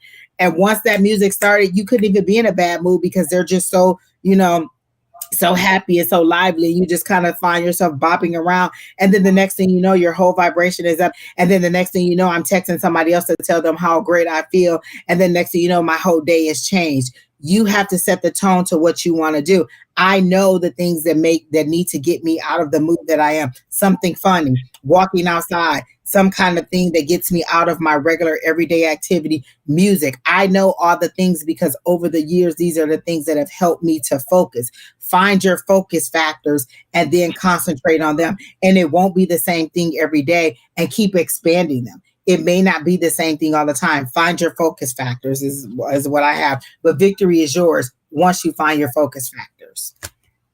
Yep, absolutely. You say, yes, I love laughing. And let me tell you somebody who will make you, oh my gosh, Don, I was watching Designing Women the other day, and it is still hilarious. Designing Women was on the other day, and it just cracks me up. And I always love the Golden Girls. They're funny to me. And there are other shows that I like too, but those are classics that always make me laugh. Frasier, just find one of the sitcoms that you like and just watch it and then laugh. And you'll see in no time, your vibration is up and you feel a lot better. Find your focus factor. You know, it's interesting. I can tell you, I love one of my favorite scenes in all the Designing Women shows. There's a few of them. I love when Julia goes off. There's two scenes that are amazing. One scene is when she goes off at this woman who is going off about them designing a funeral for a guy who's dying from AIDS, and she's like, if God was giving out venereal diseases for whatever, you'd be at the free clinic all the time, and so would we all. I love it, and it's great. And the other one is when she takes on Miss Georgia, the new Miss Georgia, who was putting down her sister, and she's like, Suzanne, and she goes up, and I mean, she's in her face, and it's like, but she's not yelling. She's just talking very sternly, as Julia can do, and Julia is just laying into this woman, and she's like, that's the night. She says, I want you to know, and so to ensure that your children will know that that's the night the lights went out in Georgia. It's like, yeah! It's a great scene. I love it. I absolutely love it. So that's one of my favorite shows. The one that I just saw was the one where they all went on vacation and they hired this nanny, but it was a really tall, really voluptuous woman. And this is where the sister, not Suzanne, but what? Suzanne, did you talk about at the end when Suzanne handles the problem, if you know what I mean, right? Right. And she says everything about you's too big. Your personality's too big. You're too tall, and your knockers are too big. Too big. She had to go. Yes, and her husbands were so in love with her and thought that she was so beautiful. And she was like, "You need to go." I love it. Sitting there with a little tiara, right? Yeah, and she put a tiara. Yes, in her morning gown, right? And it's funny because when Suzanne says that, you're too big, and she says, you know what, I know, because I'm too big. Exactly. That was the exact part that I love. I love Designing Women. So those are fun. Like, those are things that bring me joy. And it's just mindless activity that takes me out of my regular world. Know your focus factors, things that take you into another level that make you joy. Listen, if Dan and Shay, let me tell you, that is a good group to listen to. I love them. They're so lively. They're so fun. Their music is so upbeat. You can't, how could you listen to them and just not get, next thing you know, your foot's tapping, you're kind of just, sitting in your chair and you're like, wow, my whole attitude is different. Find your focus factor. Yes. And one more thing for everybody to kind of always remember is that we are two beings in this world. This is my belief. That's not everybody. This is mine. We are of this physical being, and then we have a spiritual being who is identical to us. And between the two of us is a silver cord, and that connects us to our spiritual being. And so we are energy. We are vibrational energy. And when your spirit, it needs vibration, it needs energy, it needs that. And if it doesn't get it, you come down. And so when you raise it up, all it does is it helps it to communicate better with other spirits. So again, it's like we think it's here, and it is partly, but again, it's that invisible spirit us who is again rattling and doing all this stuff for us, so we can continue to carry on our daily life in this physical form. So. Exactly. Again, they always say we are spiritual beings in a physical body. Yep. So spirit always needs that extra among everything else. Our physical bodies can only take so much, but our spiritual bodies needs that higher power, that higher vibration. So always feed that spirit and it'll pick that body up. Yep.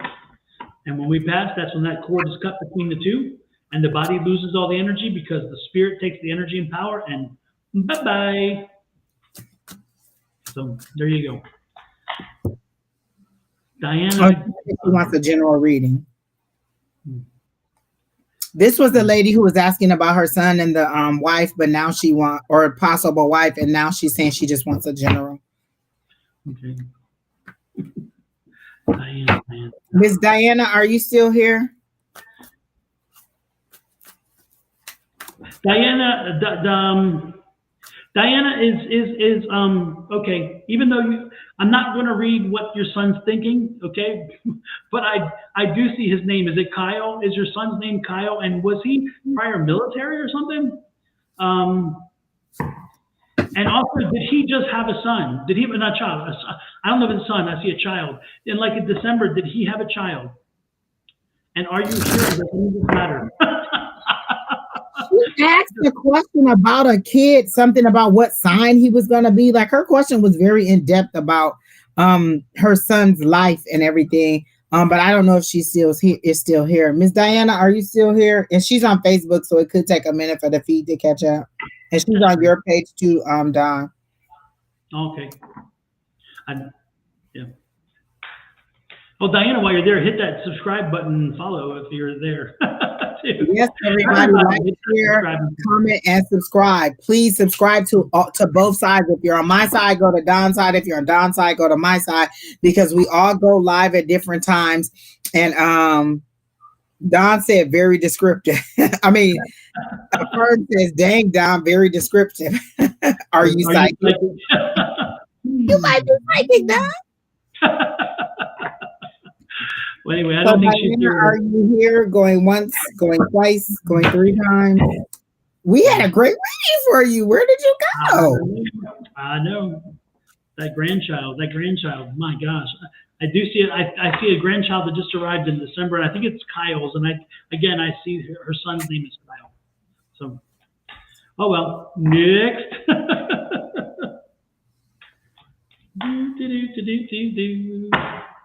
Hey, Karen Stein, how are you? Karen Stein Roca from Baltimore, MD. Nice to see you in. Nice to see you here with us tonight. Hi, Dewan. He says he's my cousin Mario. Hi, how are you? As soon as you said Dewan, I thought of this. Mid-Twan? It's the Twan, right? It's like, when I saw you preview that on Tuesday or Monday with Miss Susan, I was like, oh, look at that. I like that. Okay. All right. So Diana didn't come through. We had a good reading for you. I really was getting good information for you. But okay. So Billy Joe said general, please. All right.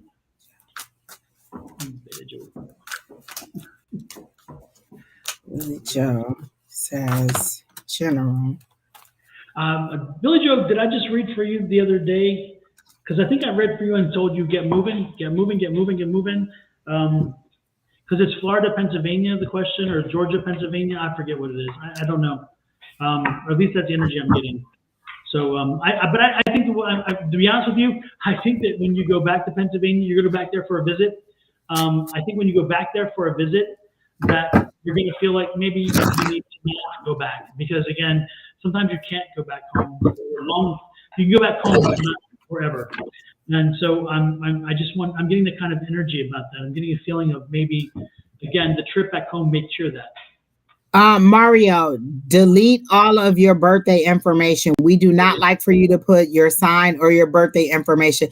There are people who will steal your identity. So just go and delete all of your information about your birthday, and you put your whole everything in there. Just delete that for me, please. I don't like for people to put that information, because there are people who will come in here and they'll respond to you or they'll steal your identity, and I do not want that. So just delete that. And we don't need to know that in order to do a reading for you. That's not how we read. So please delete all of your information. Yeah, and unless you're an astrologer, and sorry, I didn't mean to highlight that. Unless you're an astrologer, no one else, no reader should need that. Unless, again, you're an astrologer, because astrologers have to get the exact date, time, and place of birth because of the way the stars line. But I assure you that most anybody else, I wouldn't trust them with that information at all. There are too many people out there with too many. Oh no, don't be sorry. We just want to protect you and your information, because there are people who will come on here and who'll inbox or who'll go through the comments after we're done and they'll steal your information. I just don't want you to have to go through that. So I'm also leery of anybody who needs to know my sign, because that's just not how we read. We just read your energy. And so whatever it is that they show us, that's what they show us. Who were we reading, Keena? Who was it? Billy Joe, and she wanted to know. Okay, she says she's in Atlanta, Georgia right now, but wants to live in PA. Oh, okay. So is that along with what you said, Don? She says she's in Atlanta. Okay. Yeah, I think that you should visit Pennsylvania. I think that you're going to be, if you spend a little time in Pennsylvania, you may realize that the idea sounded so much better than the reality, and it may have you rethinking that concept. Okay, that's all I'm thinking. So again, go there, visit, and see what we're talking about. I do see the need, I see the desire, but I just don't. I think ultimately the experience of a short period of time will give you a feel of what you may be experiencing long term. And you've lived there before. You've lived in Pennsylvania before, so again, it's going back home kind of feel. That's the energy I'm getting. Go ahead. There is something about movement, because the very first card I got that popped out and I put back was the Knight of Wands. So there is movement. Knights is movement. That's fast movement. But the Emperor popped out twice. You're trying to find some kind of stability, some kind of structure, some kind of control. And so that's what you're looking for, is some kind of stability in a spot where you have people to surround you. And so then the next card I got was Temperance. But then Spirit told me to ask you, what's holding you back? What is that pessimism? What is that negativity? What is that negative association? Is there something that you have to deal with when you get back home that you're not ready to deal with? So there's something that's telling you to hold on, but there's also some kind of negative attitude or memory or something that is holding you back. There's some pessimism. There's a negative attitude that is there. I don't feel like this is addiction. I feel like this is just a negative attitude or something that is keeping you from moving forward. Mental health, ego, or something like that. There is something that is holding you back from this. You want stability and this Emperor energy, but something is holding you back. And then they're saying just to be patient. The information you need is coming. This is that leadership. These are the two that you want. You want the stability and you want that leadership. It's all there for you.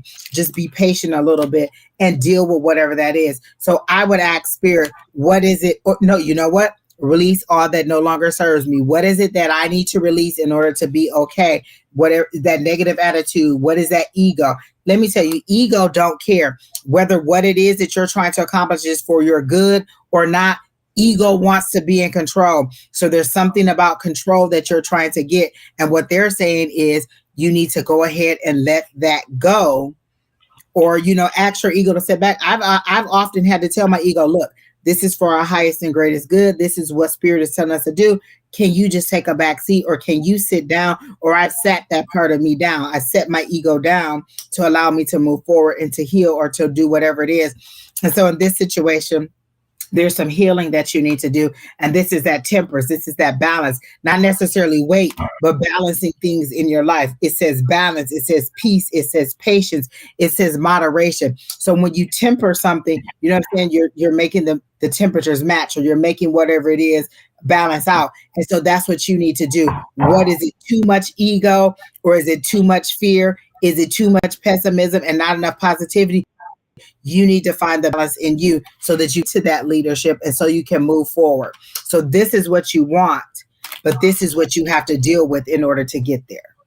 So it does look positive for you and moving forward. Again, the first thing I got was the Knight of Wands, and the Knight is very quick. Remember, the Knight moves in haste, it moves in fast, it moves in passion, and you need to be able to control, to be aware of that and have that patience and balance things out. So trying to get my daughter back to PA to help. Well, trying to get back to PA to help my daughter. That's fine, but be aware of what is necessary for you. Because I've known people who wanted to move to go and help another family member out. And when they got there, the family member didn't want the help in the way that they were trying to give it to them. So make sure that your daughter wants the help that you're trying to give to her.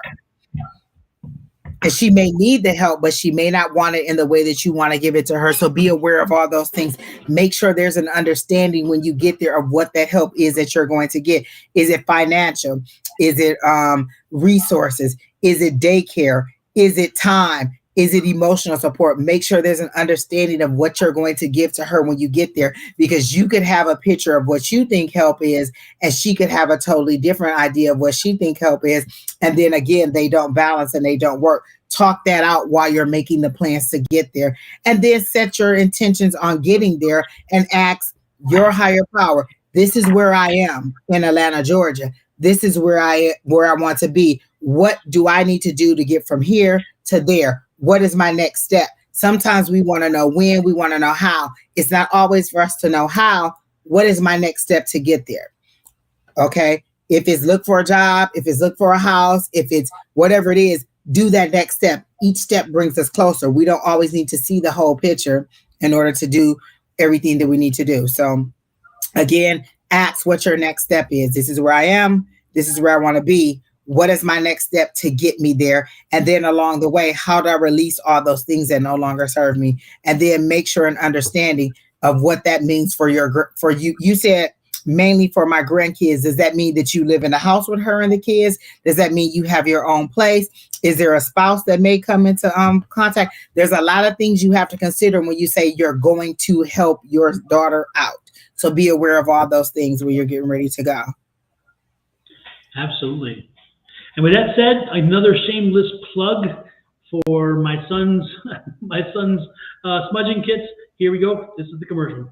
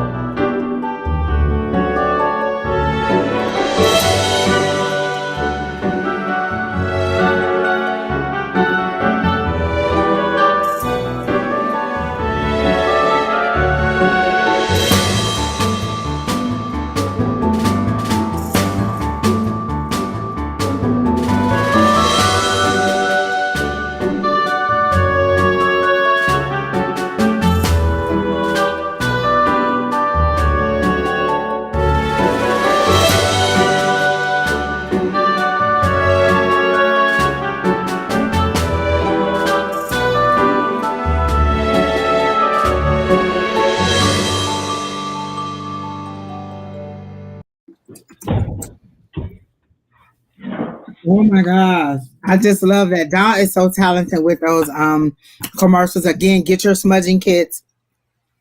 And be prepared to cleanse your house. Sometimes we just need to cleanse our house. I literally just did lit some every morning I get up, I burn incense.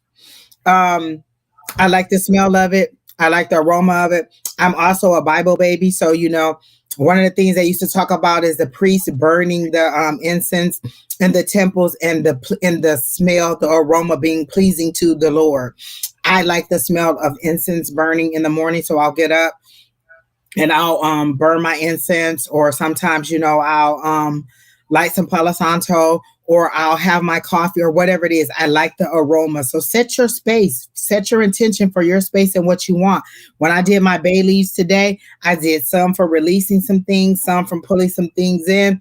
I did the cinnamon. I put cinnamon on there for to bring in my abundance, and I lit them with the little charcoal logs that I have, and I let them burn. And the aroma of the bay leaves burning was pleasing to me. I like that, and I called in that positive energy, and I let out that negative energy. I had the door open. That is one of the things you want to know with your smudging kits too. Have that door, that window open, because you don't want them smoke alarms going off and all that. And then you also want to release that negative energy. You're trying to get rid of negative energy. If you're smudging and burning, you need the window open to let that out. And that was one of the things that my grandmother did every single day. And I didn't realize it until I got into the metaphysical. She would open her door every single morning, winter, spring, summer, fall. every day she opened her door, she let that sunshine in. And so I was looking at something. It might have been one of those people that were talking about feng shui, or it could have been one of those people who were talking about energy. And they were like, sometimes you have to open a window or a door and let that stale energy out and let the air circulate and bring in positive, more energy. So sometimes it's just as simple as I'll open my patio door for a little while, even when it's cold, because y'all know I hate being cold.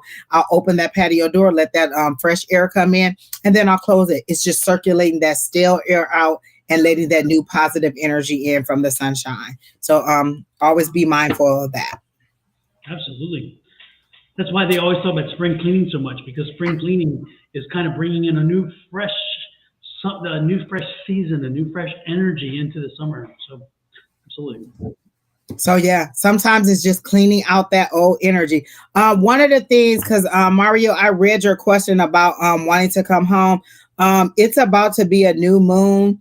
And one of the things you could do, and this is very simple, I release those things that no longer serve me. So be prepared for the people, places, things, emotions, attitudes, strongholds, any ideas and things to be released with that new moon. So the new moon is on the 20th. I would start saying it now, because this is the diminishing of the moon. The full moon has already happened. So this is the diminishing. So it's taken away. I would allow it to take those things with it. So when the new moon comes, I would set my intention for the things that I want.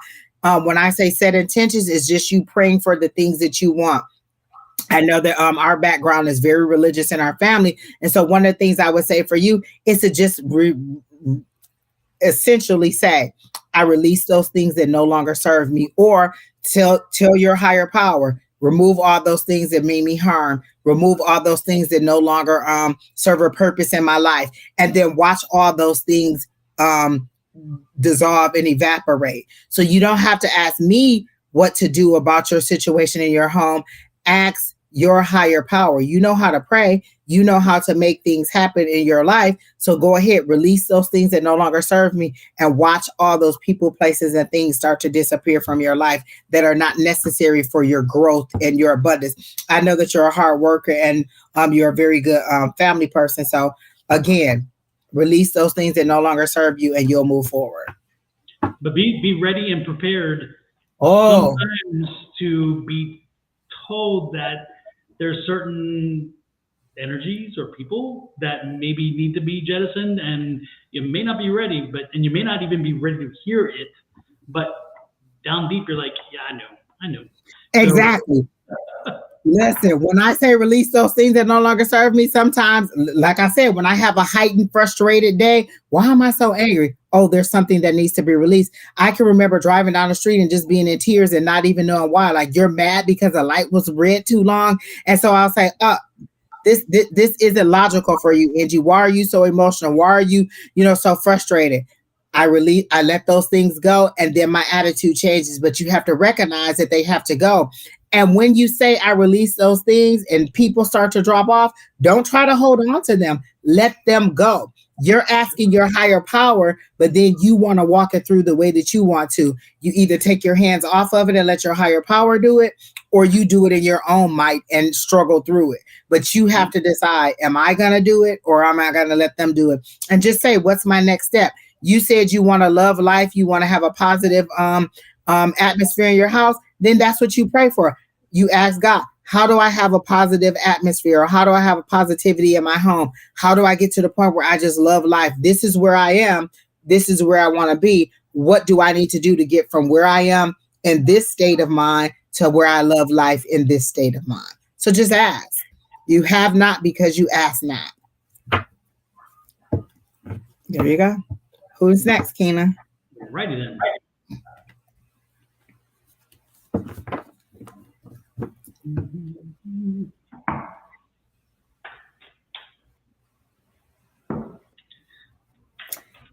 V, are you still here? Because there's no need in me giving this long speech if you're not even here. Are you here, Miss? It must be Miss V, because you said junior, and I get a female energy. I also get the energy that you already know what the situation is. You just want me to confirm something about what this person's intentions is. This is what I would tell you. And this is literally coming straight from the heavens, because I am not going to read his intentions for you. Because again, I've said, you give me permission to go into your energy. He doesn't give me permission to go into his energy. And so what I'm going to say to you is, when you think about the way this person's treated you, if you had to describe to your best friend how he treated you, would you be ashamed of some of the things that he's done to you, said to you, or ways he's made you feel? So if you were telling your friend like, oh, I met this guy, Junior, he's blah, blah, blah, blah, blah, would you be comfortable telling your friend the things that he's done to you, said to you, or the way he's treated you? Or how do you feel? How does what he does to you make you feel? Does it bring joy to you to think about, oh, I'm going to text him, he's going to text me back, or he's not going to text me back? What does this relationship bring to you? You already know the answer. You want me to confirm something that you already know about this person. And usually when we come to ask what somebody's intentions are or how they feel, it's because we don't like the way that they're making us feel. We don't come to ask somebody how somebody feels about us when they're giving us love and attention and the support and the guidance that we want. So there is something that you are not pleased with in the relationship, and that's what you want to know. So what I'm going to do is do a general love reading for you, but I'm not going to tell you about Junior's intentions. So I'll pull a couple cards regarding love for you. But again, Spirit is telling me you already know the answer to this, because you know how this person makes you feel. How does he make you feel? Where was he at yesterday? Yesterday was Valentine's Day. Were you two together? Were you happy? Were you unhappy? Was there a good positivity between you two? You know the answers. You're just asking us because you want someone else to tell you what you already know. Hi, Miss Crystal. She's not here, right? Or is she? Did I miss? She said she was here. She said yes. It's down there a couple back. Okay. And like Kelly said, if it feels bad, then bye. Bye-bye. Exactly. If it doesn't feel good to you, then you know that that's not what you want. Don't try to turn a red flag pink and saying, well, it could be if you look at it this way, that way, even though he says this or that. You know what you want. You teach people how to treat you. Again, what card did you get? The Hierophant. That's that journey. That's that higher knowing. That's you.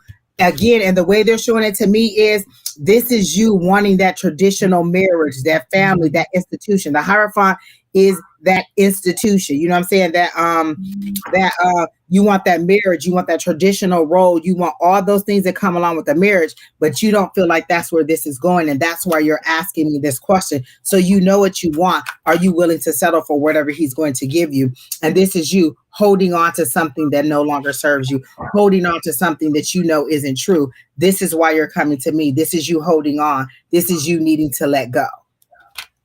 So let me get one more card for you. In this situation, the overall outcome. You're not in a relationship with this person. Lord have mercy.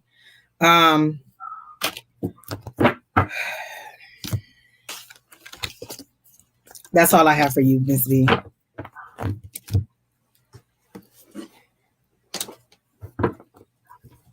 I don't have anything else.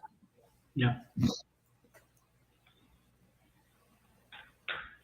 I'm drawing blank. I'm not sorry. No energy today. No energy hitting me today for you, V. Maybe another time, but just tonight, that energy is not there connecting. So sorry. Next one is Stephanie De Silva. Susie Stephanie Silva.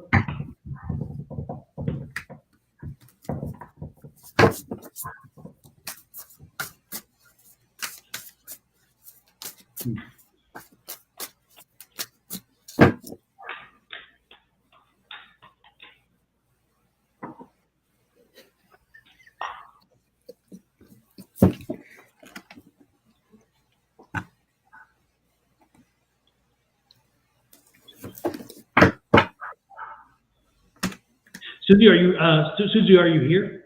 By the way, sorry. Yes, you are here. Okay, good. Susie.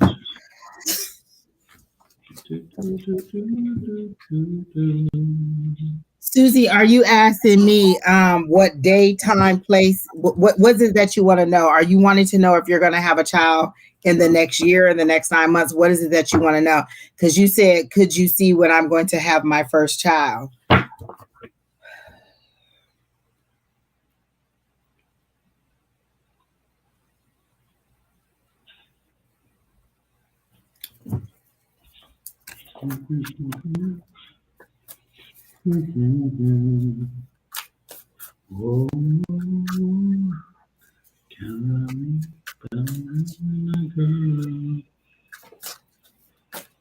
So you want to know if you're going to have a child in the next 6 months? Are you having sex currently?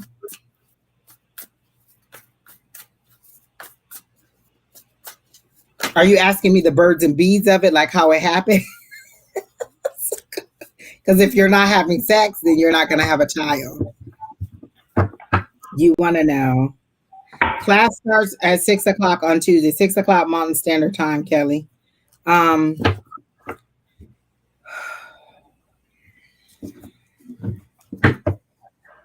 you have a crystal ball. What does this? Did you actually finally get married? Because I see an engagement, but has the marriage taken place yet? And that's not, I guess that's not here these days. It doesn't matter whether you're married or not, but it's just kind of a question in my head. And if it is, she said, yes, I'm having sex. Yes, I have a partner. So, but are you married or are you just engaged? Because I'm getting the engaged feeling, and I feel it's recently you got engaged. She's so engaged. You're engaged, and you want to know already. You're not even married, and you want to know about a child. It seems to me it's kind of putting the cart before the horse. Yeah.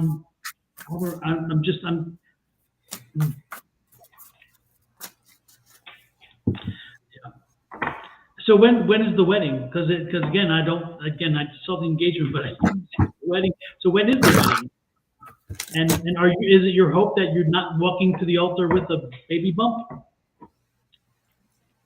Do you see what I'm saying? You see where we're going? Or are you trying to ensure that the marriage is going to happen with a baby bump? Oh, the wedding is next month, so you want to be pregnant immediately.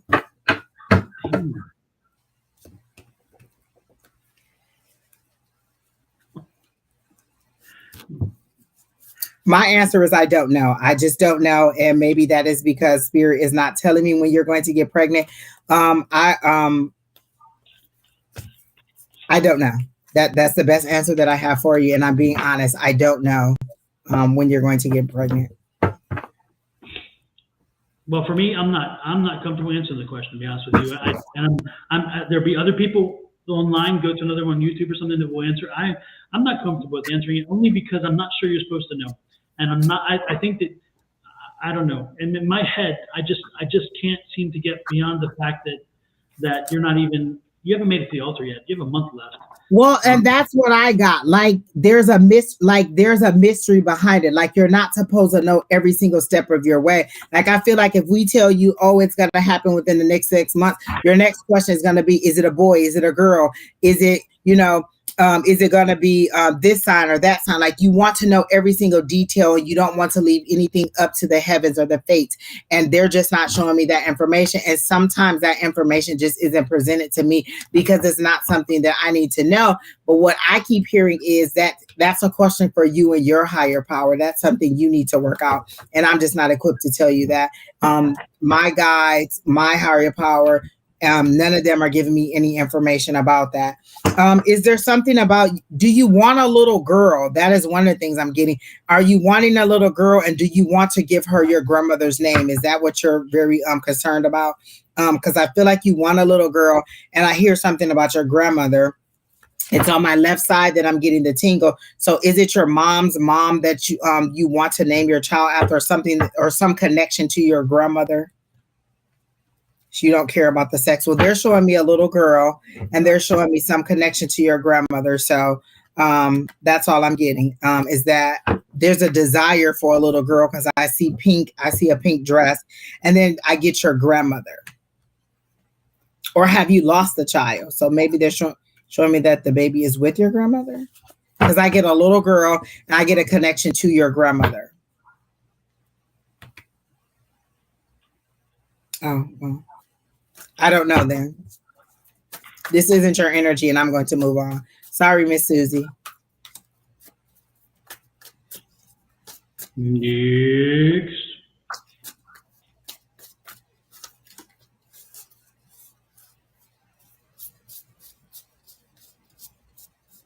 I do hear Susie come on, and I do feel like that's your grandmother saying, Susie, come on.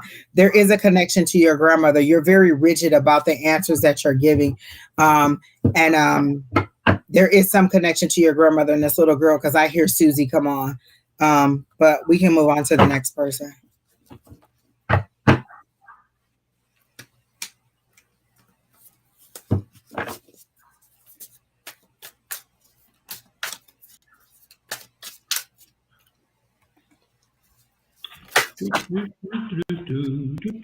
Kate, are you still here?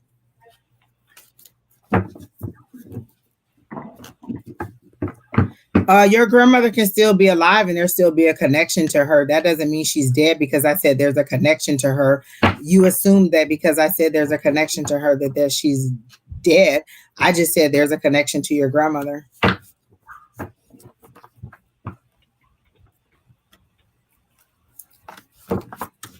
Miss Kate, is it Hartshorn? Are you still here?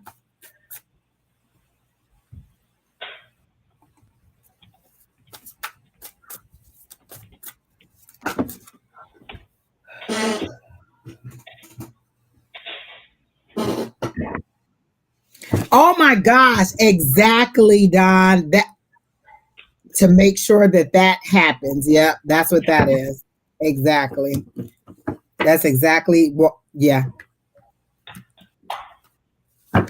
Okay, Kate's not here. We just did Susie. Is Zara here? Is Jan here? Is Pretty Unique here? Is anybody here? Yasha is here because she's way down on the list, but she is here. Yasha Rose. Oh, Zara. Oh, Zara's here too. Okay, so let's take Zara because she's technically before. Oh, Jan's here too.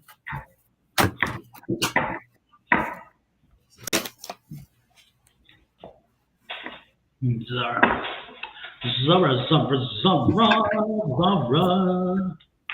Can I get a career reading? Yes, you can definitely get a career read. I love a career reading. Praise the Lord, people.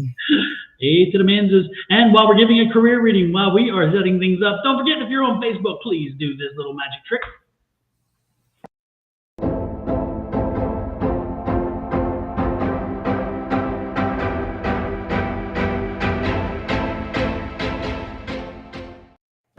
And if you're on YouTube,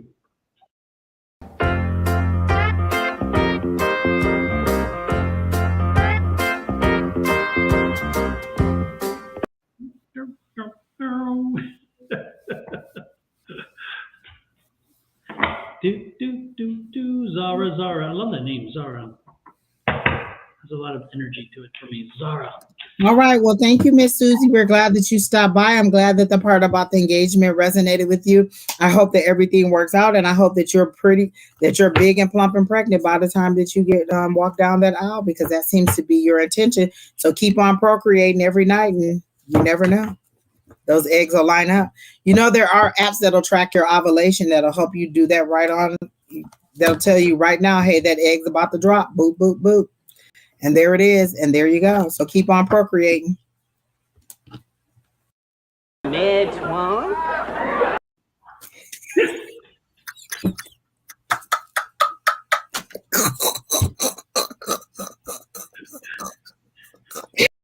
The drama? Could it be me?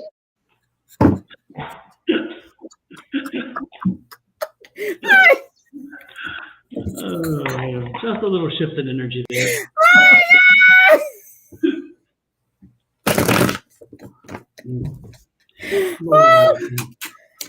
Praise him, people. Lord help the child. Lord help the child. Lord help the child. Lord help the child.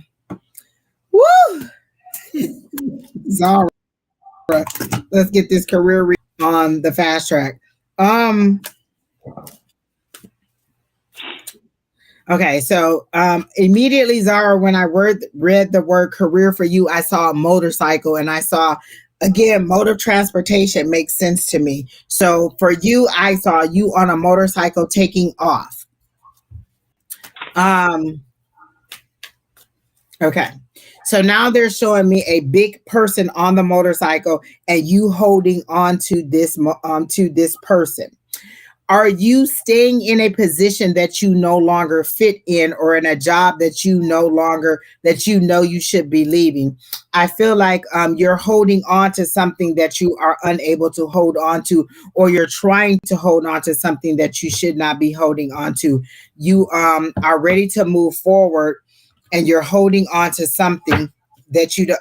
And for me, a motorcycle is independent. Are you thinking about starting your own job or your own business, but you're holding on to a position that you no longer are comfortable in, or that you no longer fit in? So I feel like you should, exactly, Jojo. That's, Lord, where's my wand? Praise. Zara, you're there's a fear of stepping out, because they show you in a shadow, and then you're stepping your foot out into the sunlight, and then you're pulling it back, and then you're stepping it out, and then you're pulling it back. And so okay, so you just started a business in the arts. Okay, so that was you holding on to something that you needed to let go of. So there's an independence. That's why you were on a motorcycle, because this is you alone. Is it too big? Do you feel like this is more than you thought it was? Because the person on the motorcycle is huge. They're too big for you to wrap your arms around it. So it's more than you thought it was. Or I'm trying to figure out if they're telling me the success is more than you thought it was going to be, or the business was more work than you thought it was going to be. Because I get the cup, the Page of Cups, which is information coming in. There is intuition coming in, like you know what you should be doing. And so she says, writing podcasts, books. I started a business in the arts. Is it bigger than you thought it was going to be, or is it more work? Because the person that you're wrapping your arms around, your arms don't fit quite around it. So it was more than you thought it was going to be. It was too much for you. It's too much for you. Okay. Don, if you have anything, you can go ahead, because I'm trying to play through the picture that they're showing me. Mm-hmm. Well, okay. Do not take this as sexist, but I'm being told, put on your big boy pants, damn it. You know, you're right now, you're having some issues, you're hitting some roadblocks, and you're doing poor me, poor pitiful me, and you're falling back into your culturally defined role and saying, oh, poor me because of whatever. No, come on. Grow a pair and get to it. Get down to it and do the work. You're strong enough to do it, but you just don't believe, you just want to, it's like, you know, again, you bit off more than you can chew, you thought. I believe you can chew it. I believe you can do a great job with it. Again, you have this energy here. Look at this. You have a King of Pentacles. You have the King of Swords. The King of Swords is saying, you know what? You're thinking differently now. You're in a whole different level, a whole different game. And you can do it, but it's taking you some rethinking, a way in which you thought before is not going to help you. And then here again is that King of Pentacles, which telling you money, money, but it's not going to be easy. It's going to be hard, and you're going to have a hard time. However, ultimately, the reward is there. So again, I think you really, really underestimated the work it took, and then you finally hit the roadblock. Oh, poor me, I can't do this because of my limitations. You don't have limitations. Your limitations are in your head. And you need to, again, put on your big boy pants, and you need to just face it head on. And you can do this, okay? Do not surrender to it, because if you surrender this time, you'll continue to surrender. That's not the answer. The answer is get out there and shake those damn trees and make it happen. No excuses, no whining, just do it. That's all I get. That makes sense, Don, because They showed her on a motorcycle. A motorcycle for me is a one-person transportation, but she was trying to wrap her arms around something that was too big. So again, it was more work than she thought it was going to be. So her arms don't fit around it. And she's like, how do I hold on to it? She's holding on for dear life. But then I got the Seven of Wands, and it's not the deception is you're ready to cut and run. What it says on the card, making a run for it. You're ready to cut and run. Like Don said, put on your big boy pants, your big girl panties, or whatever it is, and make it happen. Because the card that came up was Emperor, structure. You know, you need structure. You want stability. You want positivity. You want productiveness. These are the things that you want, but you're ready to cut and run because it was a little bit harder than you thought. It was a little bit more work than you thought. And a lot of times we get the sensationalization that we see on TV. Oh, this person went viral. They put a couple videos out and everything went viral. Don and I have been doing this for over a year. I've gone back and saw some of the posts that come up or some of our lives that came up over a year, and we're still working on it. We're still getting better. If you look at some of our stuff from way in the beginning to right now, all the graphics, all the things we've learned, all the things we've come up with, we're growing. It's a growing process. And sometimes it is frustrating to be, you know what I'm saying, to go from like you're at under 100, then you're at 100, then you're at 200, you're at 300, wanting to reach those goals. So it was a lot more work than you thought it was going to be. It is a lot. Exactly. It is a lot to get back to. So again, it was just more work than you thought. And they're saying you just need structure, you need stability.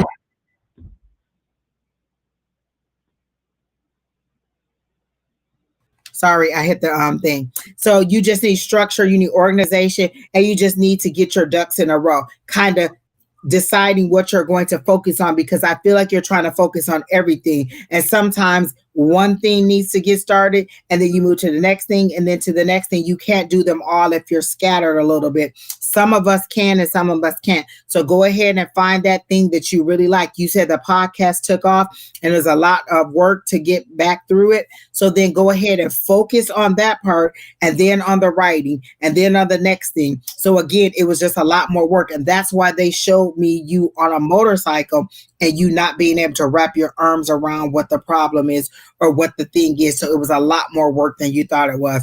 Boy, it took me a long time to get through that image, but it was right on time. You just need to find a little bit more structure. There is success. You have the intuition and you have the ability to know what people want and what people like. You just have to focus on the things that you know and continue to grow. It's not going to all happen for you, or you're not going to know everything that you're supposed to know. Again, me and Don have been doing this for over a year, and we're still growing. So you'll get better at it. And I do feel like you're pretty good at it, because this right here is saying that you have that intuition, you have that ability, you have that know-how. This is where you're trying to be, but you are ready to cut and run a little bit, to kind of step back. You got that apprehension. And so what they're saying is there's success for you. You just need to find the focus factor and then move forward and continue to build on that. But again, it all seems like it's going to be great for you, Zara. All right. Who's next, Keena? And Pretty Unique, you did not miss your turn yet. You are coming up very shortly. Jan is here. She wants a general reading. Immediately when I saw your name, Jan, I saw somebody shooting an arrow at a target. So you're laser focused on where you're supposed to be. Literally an arrow being pulled back and shot forward. So were you making progress, or were you at a point and you feel like you were being pulled back? Because they're showing me you as an arrow. So sometimes the divine has to pull you back in order to push you forward. But I do feel like you're about to take off in whatever endeavor or whatever direction that you're supposed to be. There's a target that you have in mind, or there's something that you've set an intention or wish or desire for. And so I see the bullseye and I see you pull back. So this could be the divine or your higher power pulling you back. So it seems like you're having a setback, but it's pulling you back to launch you forward, because you are definitely headed in the direction of where you want to go. So let me see where it is that you're trying to get to. Don, if you have anything, you could go ahead and get started. But I definitely see you being shot forward. You're just experiencing a little setback right now.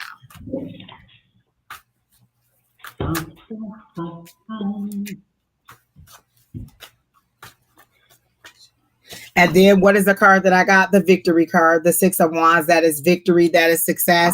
That is winning, having the advantages, triumph. That's the very first card that came out for you was victory. So whatever it is, you're going to get victory in it. Recognition. That's what the card says. So all of those things are coming for you. So let me see what else I get for you. I just keep hearing success, success, success. It's all about being ready for the success. Are you ready for it? Hi, Lewis. Thank you. He says he's loved the energy. You're saying wow. I'm not sure if that's wow that it's a good thing or wow that it's a bad thing.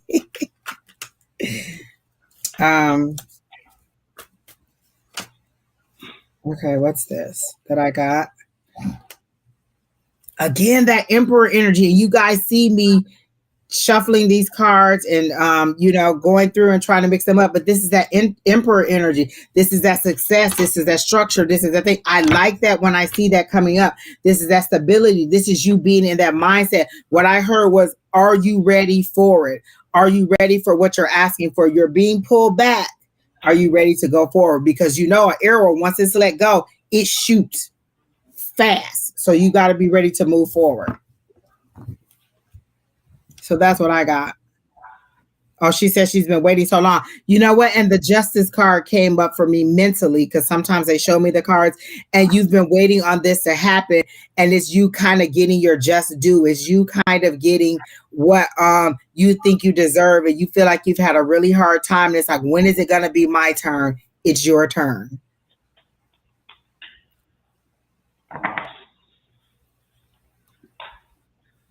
Jen, I'm getting a bit of a visitation of her spirit here.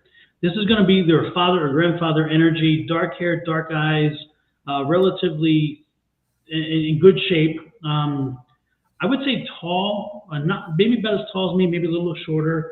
I'm getting that. I'm getting chest again, past because of something like in the chest. Was it heart or like a heart attack or something or I don't get I get lung cancer because I'm not getting that so much. I'm getting more of like a heart or something like that. He's been gone for a while, but he's watching over you. He watches over you all the time.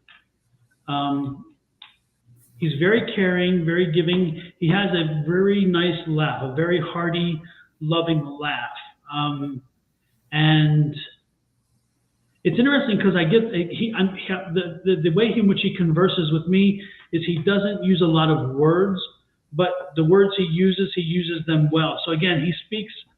He's not somebody who talks a ton. He wasn't a talker to talk. He wasn't one of those guys. He was more of a talker who had something to say, and then once he had to say, he said it, and then he was moving on. He was a very strong individual, very confident. Not cocky, just confident. I mean, he was somebody who was comfortable in himself and in his own power.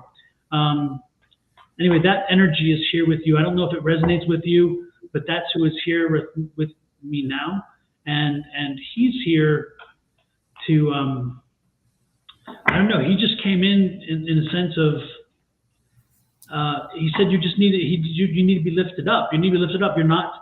He's worried about you because you're not getting lifted up. He feels like you're kind of like an island and you're not getting a lot of support around you, and nobody is lifting you up. Nobody is helping to lift you up, and so he is there with you. He's helping you to keep moving and to keep knowing that you will get what you want and you can get what you want.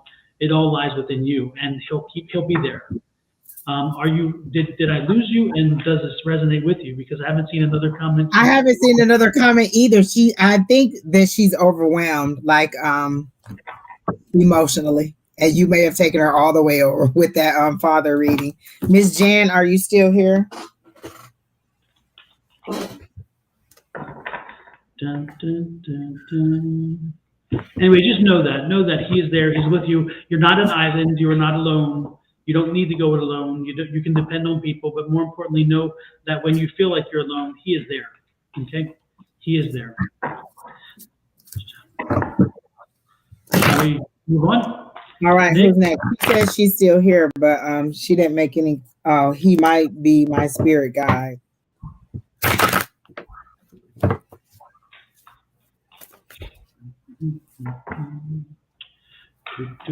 Who is next, Kino?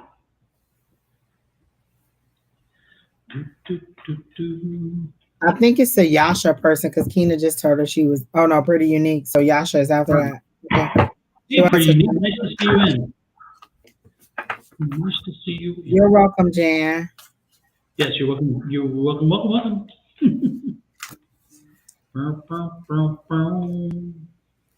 Don, you can go ahead. I feel like I don't really know what else to tell Miss Pretty Unique. I feel like we've read her a lot, and I just don't know what else to say. Let me just see if the cards have anything else to say here.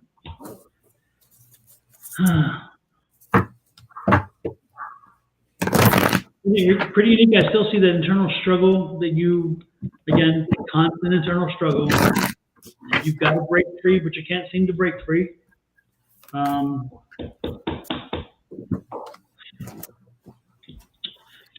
Yeah, and I see the family card here. So I don't know. Pretty guy again. You got to get beyond yourself. You got to get beyond your own stumbles, your own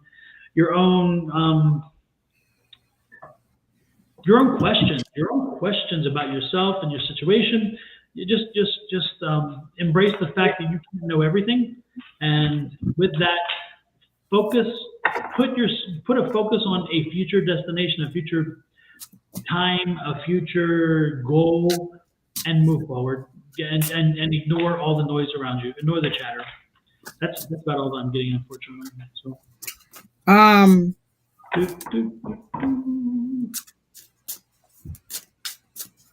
You're really in a heavy space. My energy is pulled way down. You're really in a heavy space. I see you sitting kind of like this on the bed, kind of not knowing which direction to go. Things did not work out the way that you want. You had in your mind the way that you thought it was, and you're considering, what if I go back? What if I turn around? What if I take the steps back and not move forward? One of the things that I can tell you is with relocation, and when I relocated, that first year is very hard. What Kina said is that first 3 years is very hard. Relocation is hard. And so I feel like you went forward with what you wanted to do, and it wasn't exactly what you wanted it to be. And so your energy is very, very, very heavy for me. And you're in a stillness, but you don't know which way to go. And so you're hoping that we can tell you which direction to go by us going to your higher power. But when do you go to your higher power and say, what is my next step? What do I need to do to get from where I am to where I want to be? And so I can go to your higher power as many times as you request and give you the information. But if you're not connected also and letting them help you guide, because what I see is there's a lighthouse, there's a light for you, but you're not seeing it because you're not watching in that direction. You're still looking back. Where you were starting to look forward, you're still looking back at what you're missing and what you're not having anymore. And so your energy is very, very heavy for me as I try to sift through it and see what is for your highest and greatest good. So let me just pull some cards because the energy is heavy. And you're not seeing the light that is there to lead you because your head is down in a sadness, and you're struggling with whether I keep moving forward or whether I go back to what I know. And then there's a lot of outside influence about what this person says and what that person says. One of the things that I'm hearing that you need to do, and this is nothing, I don't know you personally. So what I'm hearing is that you need a social media cleanse. You need to step back and have that one-on-one time with your higher power. I'm not sure what your religious where you are in your religion right now, but it's about to be Lent. It's about to be Fat Tuesday. It's about to be that time where people sometimes give up something or sacrifice something for Lent. And maybe social media could be the thing that you could give up. But there's too many things outside yelling at you. This is how they show me people yelling at you, people saying at you, and you being affected by what they say and how they say it about you and what they think about you, versus where you should be looking is up. You're looking around at what people are saying instead of up at where your direction should be coming from and your higher power. So for me, your direction isn't being found because your focus isn't in the right direction. You're worried about what other people are saying about you. And so again, what cards fell out? The Nine of Swords. That's that mental. This is you. Exactly what did I say? This is how I saw you. This is how they're showing you. You're in your head. And all these little arrows are things that people are saying. These are thoughts. These are outside influences that are affecting you and keeping you from moving forward, keeping you from hearing what you need to hear. And then what comes up is the Five of Discs. Your focus isn't right. This is what you need to be focused on, but this is where you are. These cards are very clear. And what is that five? It's that struggle, that feeling left out, that feeling like something isn't happening for you the way you want to. In the traditional card, this would be somebody outside and there's a church right there, and you not being able to see that your help is right there because you're focused on your situation and your loss. And so this is that focus. Your focus isn't right. Everything I said, the cards just picked it up. You're not focused where you need to be. It's too many outside influences. And so maybe just take a social media break. And even if you don't take it for an extended amount of time, just maybe I don't log in or I don't check social media until afternoon or to after I get my day started or to the end of the day. Or maybe I unfollow some people. I snooze some people.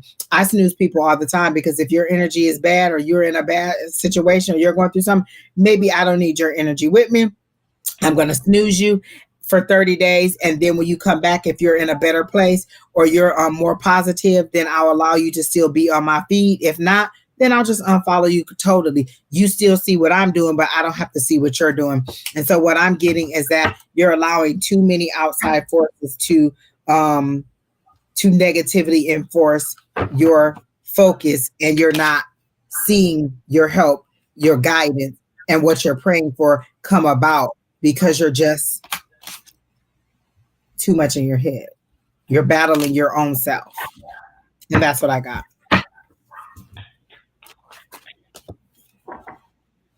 That's all I got, Don. Okay. There's nothing we can necessarily give her to tell her to do because her focus isn't where it should be. Yeah. And of course, I told her what I always felt, so I'm good. All right, Keena, who's next? Sorry, Miss Pretty Unique. But again, focus, purge, release what no longer serves you. That is the best thing that you can say. Let me tell you, Lord, learning them words in the last couple of years is the best thing I could ever learn. I release what no longer serves me. And get them bay leaves. Set them on fire. That's all I'm trying to tell you. Hey, get a smudging kit. Don got smudging kits. Buy a smudging kit from Don and cleanse your new space. Cleanse your new space. How many times do you see me do this online? Listen, sometimes I need to clear this energy because sometimes it gets heavy in here. Cleanse your energy. And the one smudging kit comes with a selenite wand if that's what you choose. So you can get the selenite wand with the smudging kit. Listen, you need this definitely. It'll clear out the people, places, and things. But be sure that when you say I release those things that no longer serve me, that you're not holding on to. Sometimes we'll say I release those things, and then we want to hold on to them like this. And the Lord, like, you want them to go or you want them to stay. You decide.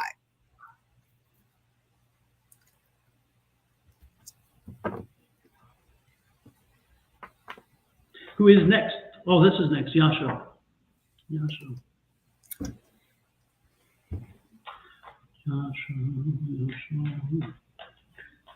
My question is, well, he's saying in Australia. Didn't we have a discussion about Bali and the same person, and she's an expat who lives in Bali? I don't think you. I know this happened on Tuesday, Angie. So I'm I think like, this must have been you and Susan because that does sound familiar. Yasha, is this the same question that you asked on Tuesday? Because the answer is still the same.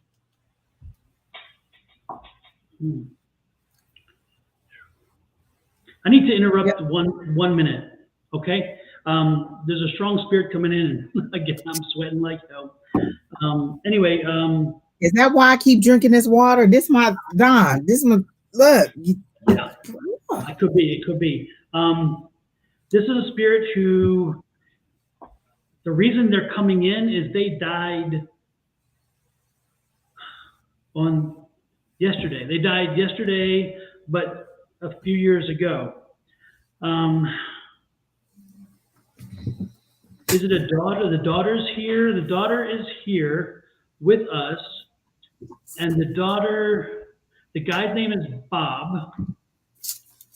And Bob is showing me a piece of paper. He was an engineer, as I was, and that's why I connect, I guess. If anybody can own this, again, it's a father, Bob. He died a few years ago on either today or yesterday. He's pointing back to yesterday. He is here. He was a runner when he was young, and he showed me golfing when he was older. He liked golfing. Again, an engineer. Does anybody own this? Can anybody own this? Now you're all going to get quiet on me, right? Oh, well. Anyway, if that resonates a bell, again, Bob is his name. Bob, from the Northeast Coast. I'm getting the Northeast Coast. Bob from the Northeast Coast, and a daughter is here. So if anybody can own that, let me know. Okay. Yeah, I know somebody's here. It's like this is like it's too real. Anyway. Yeah. You know, there was someone not more than 5 or 6 minutes ago that says hoping to hear from a loved one. Christine, do you have someone who passed whose anniversary of their death is today or yesterday? Christine McRae. You said you were hoping to hear from a loved one. Don just described a loved one who's here, and it's the anniversary of their death. Could that be the loved one that you're trying to hear from? My eyeballs on so I can read. It's at 2047, I think, Don. Oh, yeah, you're right. Christine McRae. Hello, hoping to hear from a loved one. Christine, are you still here? Does this resonate with you? She popped in and out that fast? Jeez. Or does it resonate with anyone? Yesterday is my grandpa's 2nd year passing. Did you not hear us saying that this whole time? That he... Okay. Is his name Bob? And is he from Massachusetts? He's from the Northeast Coast. Again, I'm getting Massachusetts, Maine, the M words up there. Was he an engineer? Because I'm getting engineer, but he was a businessman at the same time. So did he own an engineering company or something? Because I'm getting engineer. And again, the reason why engineer, because of my background, I think. Is there a long delay here? I guess. Is that the problem, Christine? It's on Facebook, so it might be a minute.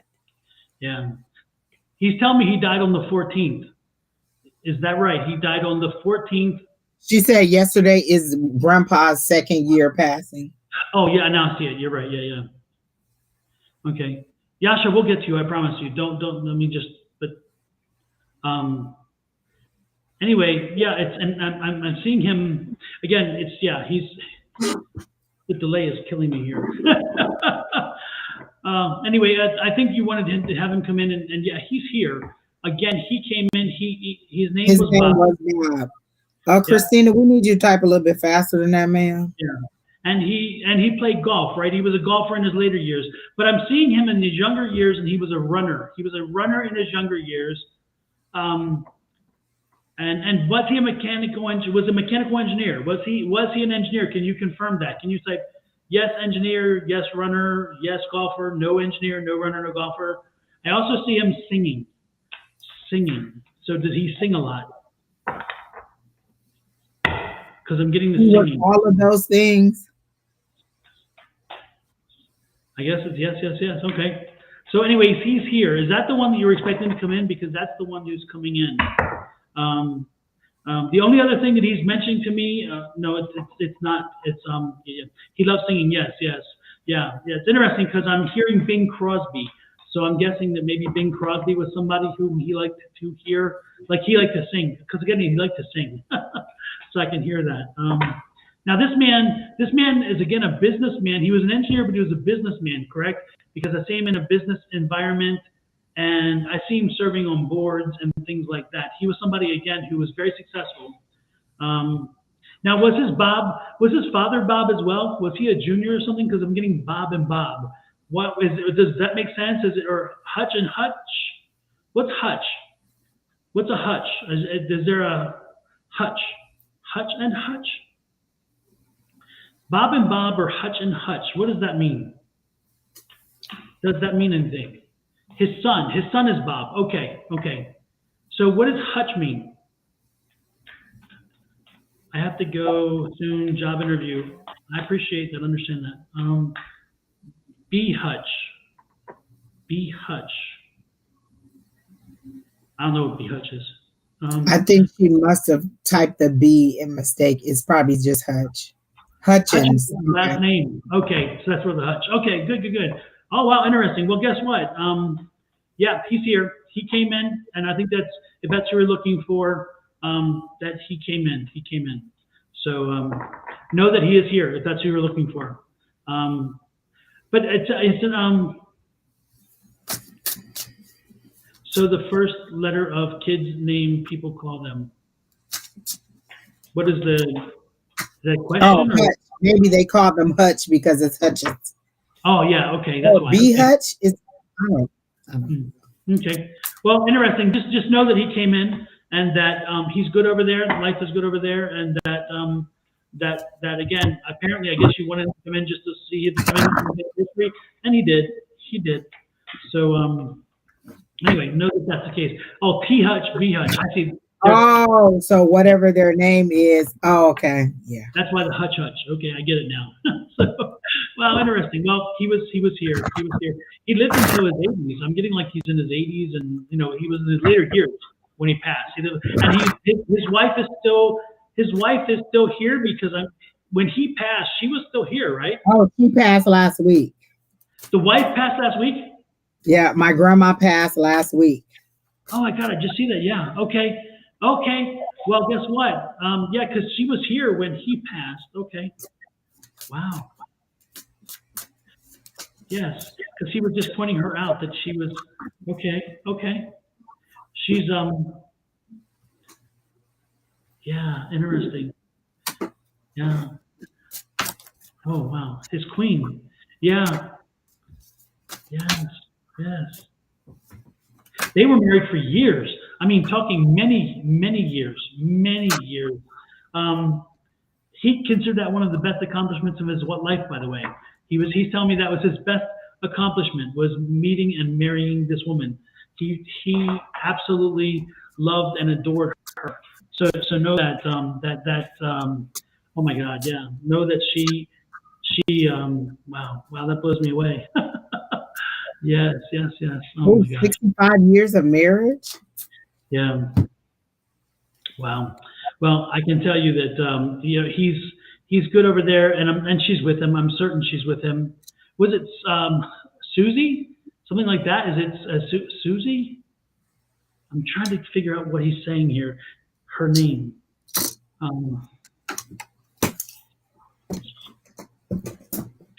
Yeah, I don't know. Anyway, yeah. Is Susie right? Is Susie right? Is that Susie? I don't know. Susie? Okay, cry in a minute, but is the name Susie? Yes, okay. I'm like, we got time for crying later. I need to get through this. I know you want to cry, but is Susie right?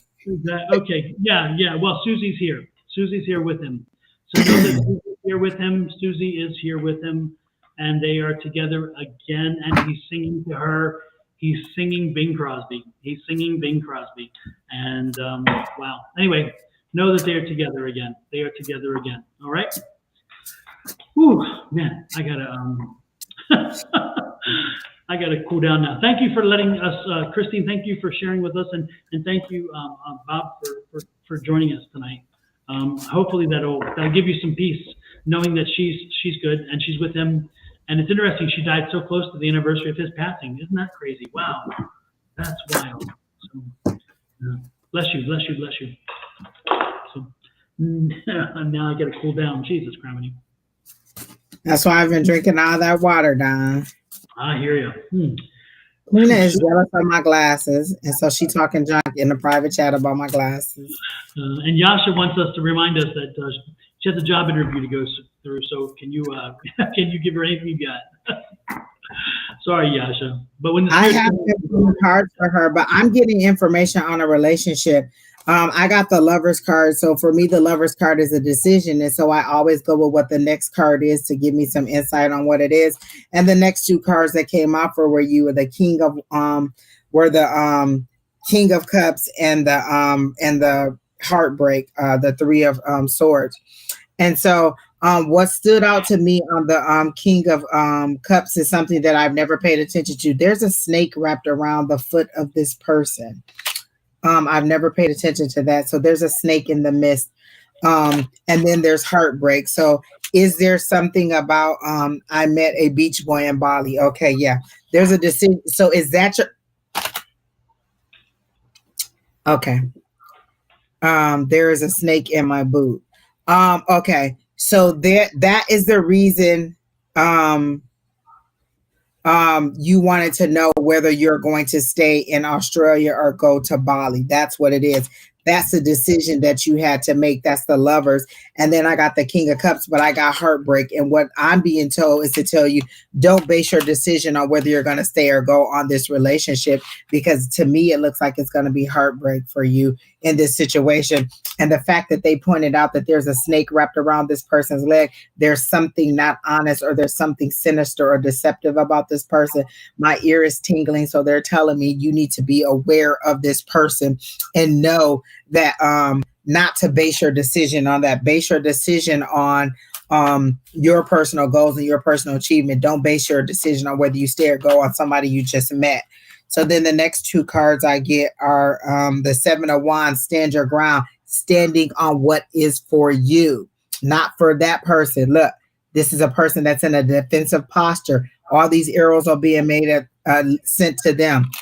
And then again, what did I get? The Two of Swords. That is making another decision. And then this is that good or bad. This person does not seem to be like, don't base your decision. I can't tell you whether to be with this person or not, but I'm getting that there's some information that you don't know. Because when it's the Two of Swords, it's usually somebody whose hands are like this, and then there's a blindfold over their eyes. So there's something that you don't see. Stand your ground. There's something not right about this situation. And there's a reason that they told me that there's a snake in the mist. And then your next card is heartbreak. So don't base your decision on whether you're going to stay based on this person. So that's what I'm getting. Oh, he's married. Oh, okay. Well, praise the Lord. You let me know all that to tell me that the guy that you just met that you really like is married. Well, you know what?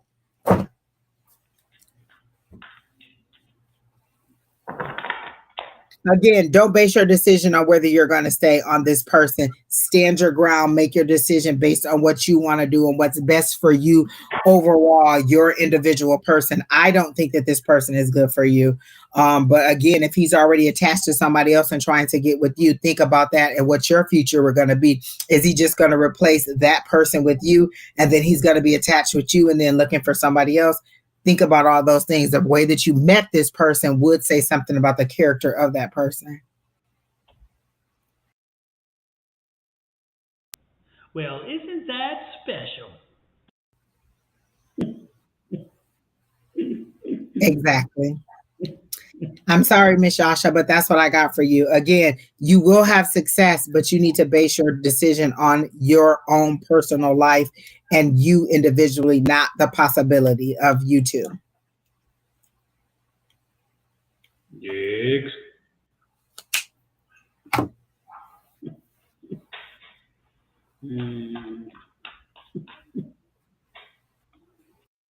Next one. I literally feel like, listen, I feel like that was for me because I just want to be like, you waited all this time to tell us that you.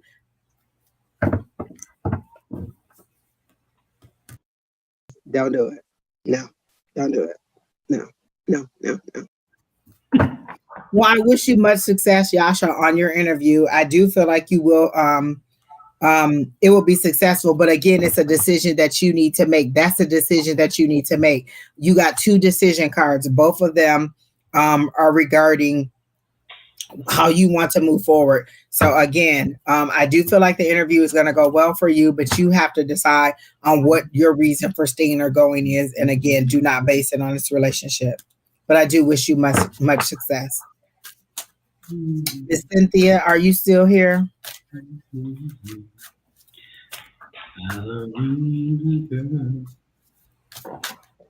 that the one we just? No, that's somebody else. That's not the one. No, we just did Christine McRae. Okay. With the father, with the grandfather. Yeah. Sorry, I'm still kind of overheated there. Tina is so mad because I can see in the spirit with these glasses. She's so mad. Miss Cynthia, are you still here? You're welcome, Yasha. I hope everything works out for you. Oh, goodness. Cynthia.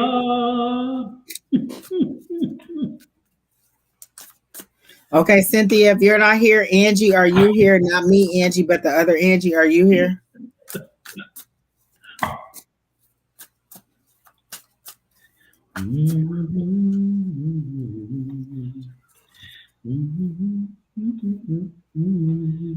Angie and Cynthia going once, going twice, Oh, wow. Going 3 times. Oh, Angie's here. All right. Hi, Miss Angie. My name is Angie, so maybe the spirits have something for both of us. My thing is so. Oh, no, not with the love reading. I don't need anything about love. Praise the Lord. Let me get this all for you. Let's clear all that energy off of me. Praise Him. You know, she still hasn't showed up on mine yet. Isn't that weird? And she's on your YouTube.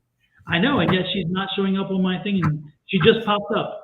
Okay, yeah. I'm getting such a delay. What is the hell? Okay, Miss Angie, let's get you some good energy on love. Spirits, I am talking about this Angie, not this Angie. Okay? Let's make that clear. Clarify. Yes, indeed. Yes, indeed. Exactly, Keena. No. All right, Miss Angie, let's see what's going on for you. It sounds funny to say that, but okay.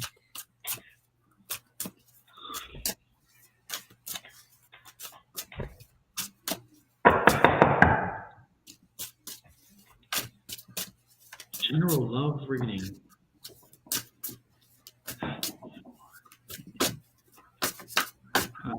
Angie, all I get, the other Angie, all I'm getting for you, the other Angie, is that you really know how to pick them, and I'm getting that there's you're drawn, you're just I'm all tongue tied, and what I'm getting, Angie, is the most important thing probably is to kind of reassess the relationships and what has failed, and make sure you don't repeat those same things, because I'm getting the feeling like it's like you're in this Groundhog Day situation. It's like you get in a relationship and then it goes a certain way every time, and then it falls off a cliff, and then you're devastated for a while, and then back, and so forth. And I don't know if that's the case, but that's the energy I'm getting. And it's like there, unfortunately, when you do that over and over again, you should be learning something as you go along the way, but it seems like that's not the case. So I'm getting the wake-up call saying, okay, let's learn something this time. Let's make sure we bring something. Also, let the baggage alone. Don't bring it to the new relationship. Every relationship stands on its own. So don't bring that old baggage in, or don't bring that harm that you brought in, or that pain, or that damage, or that suffering, whatever it is. Let that go. Let that trauma get out of your system. work it out of your system, do what you can to get it out of your system. And then once you can, then I would suggest strongly that you then work it through. So where you start a relationship new and fresh, bringing the old baggage back. Okay. That's what I got, Angie. How about you? Don't get mad at me because I'm gonna have to walk you through how they showed it to me. So I kept hearing, Can I Get a? Can I Get a is a song by a group called Major Coins. Major Coins, I thought, oh, they mean that you need to focus on your money. But the way they're showing it to me is, are you looking for a relationship where they are financially able to take care of you? Because the premise of the song, Can I Get a? And you can look it up. The group is called Major Coins. And then the song is called Can I Get a? And so the premise of the song is they want someone who is financially stable enough to give them the lifestyle that they want, to afford them the lifestyle that they want. So it seems that in this love situation, you're looking in their pocket and not in their heart. Again, I don't know you personally. I'm only going by what they're showing me and the images that they gave me. So with the song Can I Get a, and knowing the lyrics to the song and knowing the premise of the song, are you looking for a financial sponsor? Not that there's anything wrong with that if that's what you two mutually agree upon. Are you looking for a sponsor versus a companion? So that's what you need to be very clear about. Again, you don't have to tell me yes or no there, but that is how they're showing it to me.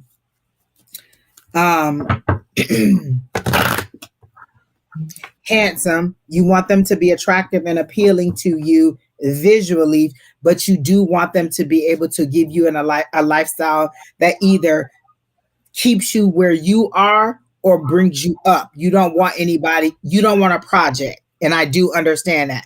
You want a partner, not a project. And so I do think when you label your things, financially stable is the first thing, where some people be like, oh, I want somebody who's kind and loving and blah, blah, blah. Finances are up at the top for you. Can you take care of me in the manner that I take care of myself, and then also bring me up higher? So again, are you looking for a sponsor? But you do want this person to be handsome. Did you just meet a guy? Because they're showing me like a cigar bar or something like that. Like you frequent, or either you already frequent, or they're telling you to frequent places where there would be a higher status of men. Wait just a minute. I feel so convicted right now, but whatever. A higher status of men, not maybe the clubs, but you need to step it up to another level of places where you will frequent and meet men at.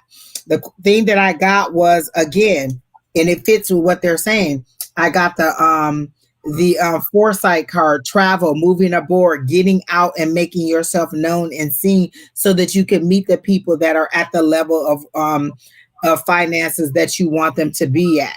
You're not going to meet that person in a club, but you may meet them in a cigar bar, because that's what they showed me, or at a golf place, or at another place where people who have a little bit more money for leisurely activities. In the club, we're all trying to get the special of the day. So what they're saying is you need to step up where you're meeting these people at. And then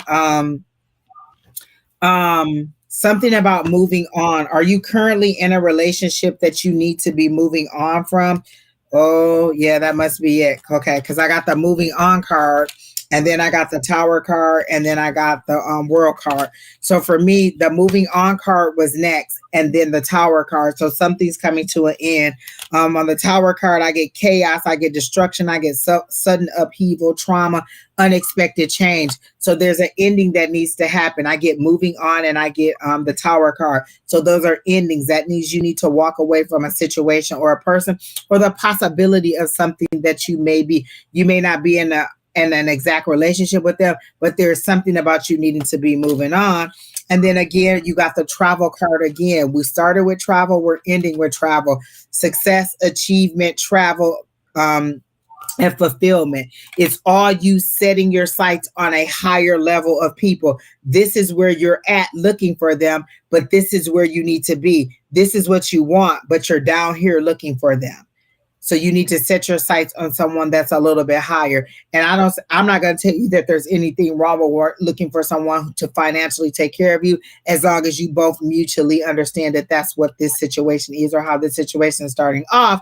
But again, they're saying you need to step up your location as to where you're looking for these people. You're not going to find those people in the nightclub or in places like that, sports bars and things like that. You may need to step it up and go to places where people can afford the lifestyle that you're trying to live.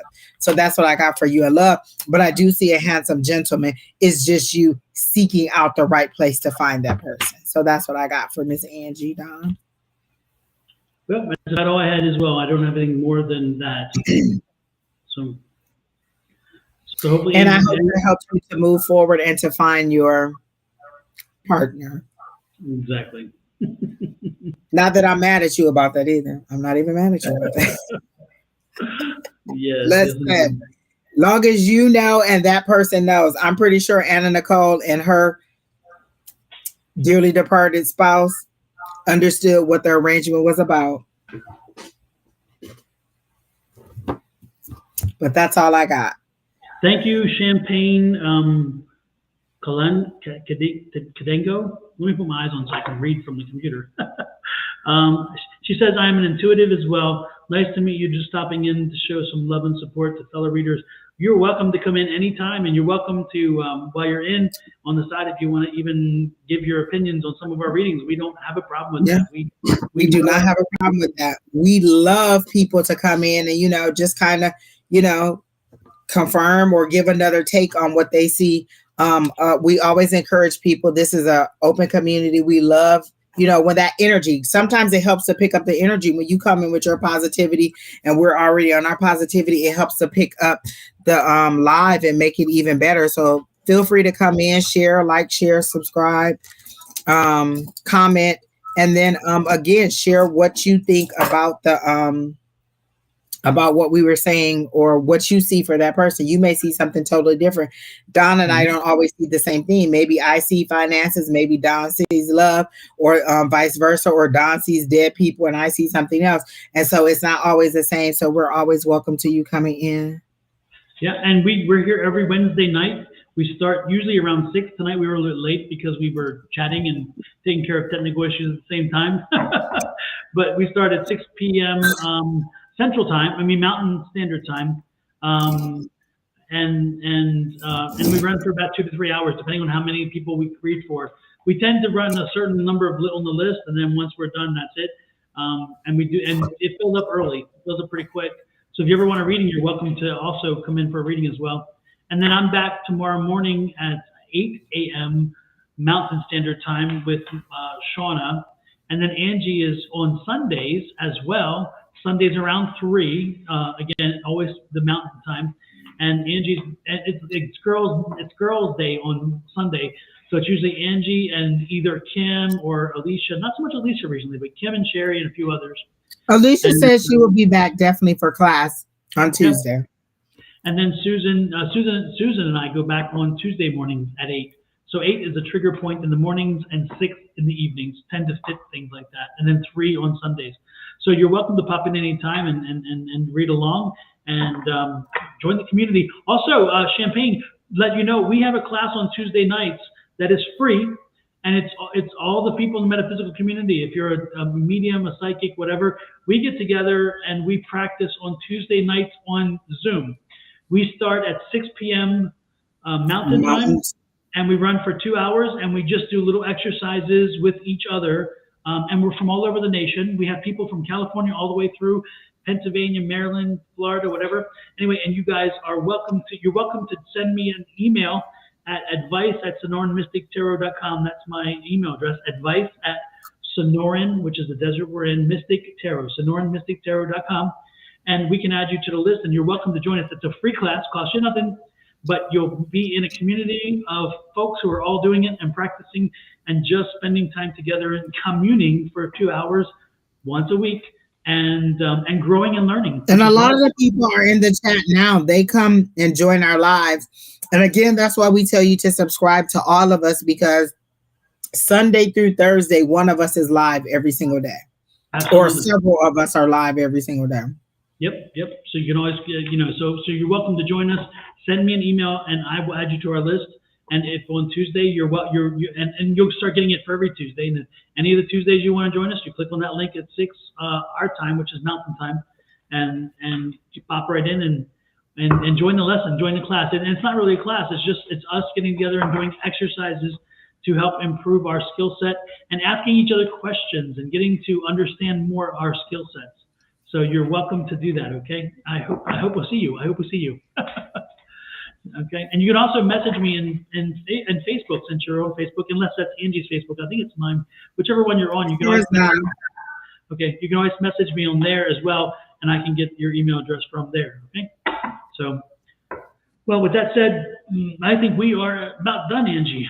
From what I understand, it was a good night. Don, and I'm afraid to say it, we didn't have not one single exactly. And do you know that while I was driving around picking up the kids, that is the one thing I did. I put a protective bubble over it, and I said, "Don't send it to anybody who's trying to harm or poach our people." And I hope that it worked. I put that bubble around us. That word, right? Yo, exactly. Just one of those. We didn't have not a single one of them this time. Yep. And I'm afraid to use the word because as soon as you say the word, you know what happens. So. Because the last time we made it all the way to the end as soon as we said it. Ta-da! So we're not gonna say it, but we didn't have any this time, and that's good. Little visitors. Exactly. Unwanted visitors, yes. Today, I don't know about y'all, but today felt like a long 2 hours and 55 minutes. I'm over here like, whoa. It just seems like today was so long. There were a few readings that tended to test the energy levels, but Listen, that don't be mad, Twan. That literally picks up the energy. I love it. Isn't that special? I need to get one of the hated ones. That Kennedy said. The hated it. I love that. Or one of those two snaps with or two circles with a snap. Something hilarious. Those guys were hilarious. So yes, they were. Listen, I remember 2020 hated it. I remember using that. Yeah. All right, guys, y'all did good. Good job. And thank you, Tina, for doing the job, keeping us all in line. And thanks for all the compliments about that commercial. That means a lot. Oh, it was good. I thought you were going to say about your hair, Don, because it is just lovely.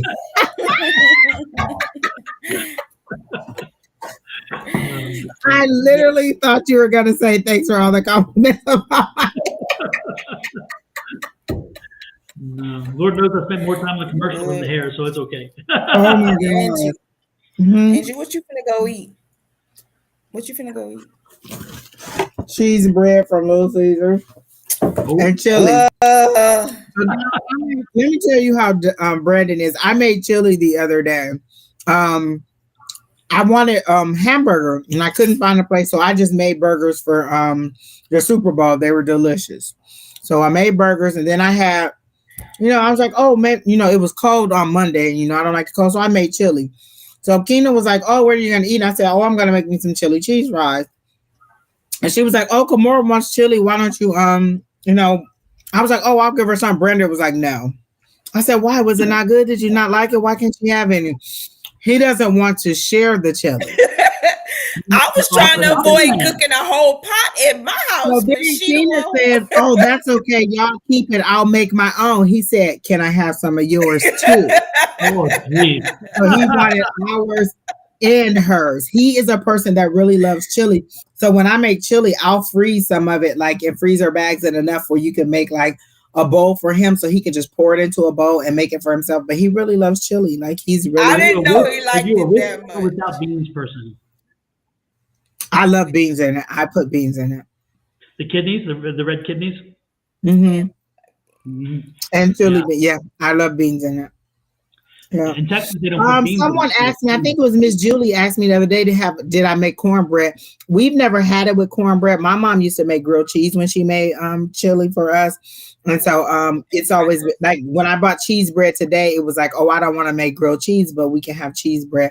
And so we were grilled cheese people. Where other people had grilled cheese and tomato soup, we had grilled cheese and chili. And then Lewis even reiterated that. And I said, oh, maybe it's a Midwest thing. Yeah.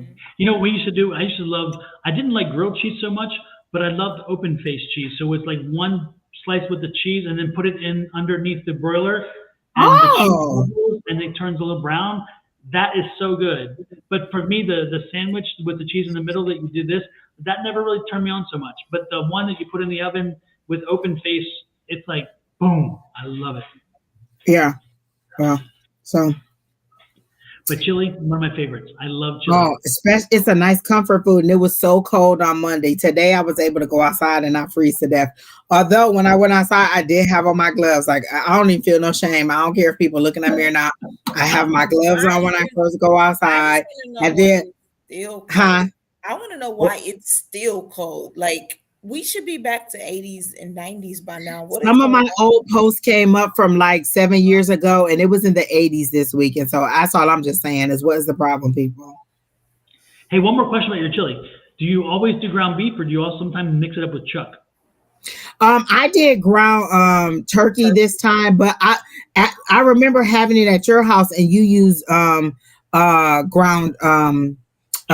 chuck, and so I thought about that too, that like variations on it, but I usually use ground turkey. That's what I've been using. So I do want to try some different things with it. I saw a pot pie recipe. I made white chicken chili. I saw it, but I made white chicken chili about a month ago. Remember, I made. I can't do the chicken chili because chili is supposed to be dark. I can't. My mind doesn't wrap around the white of the chili. It was good to me. Like she made it and I ate it and it just didn't. White, I can't do it. You know, I don't know. I can't buy into it either. I'm like, it sounds like just white chicken soup. White chicken chili soup, whatever. It was good. It doesn't compute. My mind is like, no. Like cold coffee doesn't make sense to me. Coffee is supposed to be hot. I'm not an iced coffee person. It does not compute for me.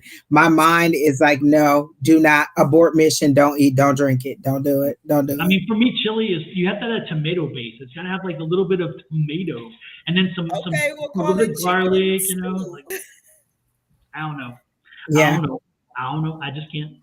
Don, I'm with you when you're right. I am so with you when you're right. Because my mom used to put tomato paste in it, and I was very much against tomatoes or tomato paste. And I made it, and I was like, well, how do you thicken it up? And she said, put tomato paste in. And I would be like, no. I put that tomato paste in, and one time it picks up that flavor, it picks up that thickness, and it just makes it so rich and so good. And so I learned to shut up and do what she said. She said, put tomato paste in it, so I put tomato paste in it. Sometimes mama knows. Sometimes mama knows. No. Yeah, but I did tag Keena in a pot pie recipe that I saw online the other day, and it looked really good. It was actually kind of like a pot pie soup, so I guess you could make the filling and then put it inside of a pot pie, but it looked really good. I love pot pies. Oh my God. When I was a kid, I hated them because my mom would buy the ones they're frozen and you put them in the thing, and in like 15 minutes they were yuck, but it was like hot yuck. But when you get a good pot pie, it's like, oh my gosh. KFC's pot pies used to be good to me. I used to love them. Like I would go there and get a pot pie. They're not so great now, or the last time I had one, but I used to love a pot pie from KFC. I would listen. A nice heart. You know, I'm a comfort food person, so pot pie and some wine. Albertsons does a really good on their hot tray thing. They do a good pot pie, $5, and it's a nice size pot pie like this with the crunchy bread, the thin, fluffy bread on top. I did not know that. Wait a minute. Albertsons like every day, or is this just like a certain day of the week? Because I will be there tomorrow. Like, let me get a pot pie. We usually have it there often. I mean, it's just like there on the hot tray. I have Google. Just let me. When they have the I'm in the office tomorrow. It's one by my job, Angie. Yeah, they have like chickens in a bag. It's on the same thing. Yep. And they're good. They're good. Also, you know what's really good? $5 too. Yeah, and it's interesting. You know, also good at Safeway is the lobster bisque. Oh my God, Their lobster bisque is so good. I tweak it. I add more lobster and some other things, but it's good. I want to learn how to make tomato bisque. Tina, it looked like it's every day. You just go and get it. Yeah, it's there on the hot plate thing. And it looked good. It's really good. Albertsons, Miss Julie, because I'm looking it up right now. $5 ready meals, chicken pot pie. It's cold, but so do you warm it up, Don? No, it's warm. It's on the hot. It's where the hot chickens are. The whole chickens that are in the bag, it's on that. It's warm. It's heated up. When you take it, it's already warm. It comes in like a box with you can see like the cellophane on part of it, and you like a pie or something, like a patty. Yeah, it's like a pie box. Yep, but it's not quite as big. Oh, Julie said they both have them, so she said Safeway has them too. Mm-hmm. Yeah, they are so good. They're really good, really good.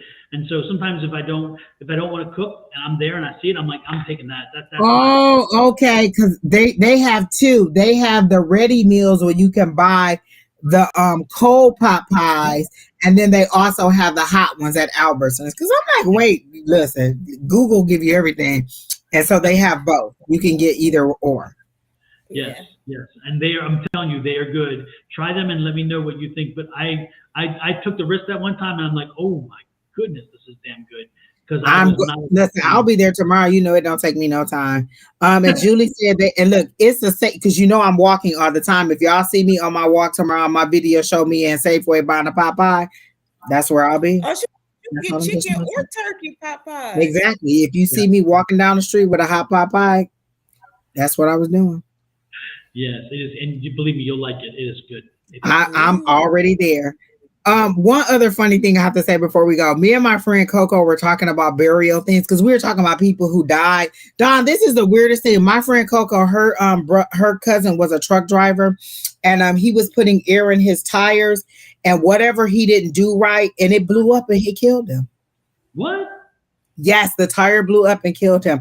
It was something about whatever other air or chemical or you put in the tire instead of air, whatever it was.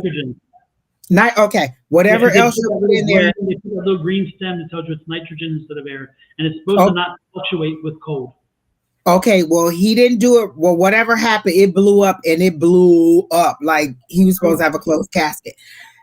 So that was the one thing I was going to say. But because of that, we were talking about, planning our burials and stuff like that because they were having a difficult time with the planning of it and the family arrangements and all that. And I was like, you know what? I really just go and do it. I BS you not. The next day in my inbox was like, plan your final resting place. I was like, yeah, I know Big Brother here's everything. Everything.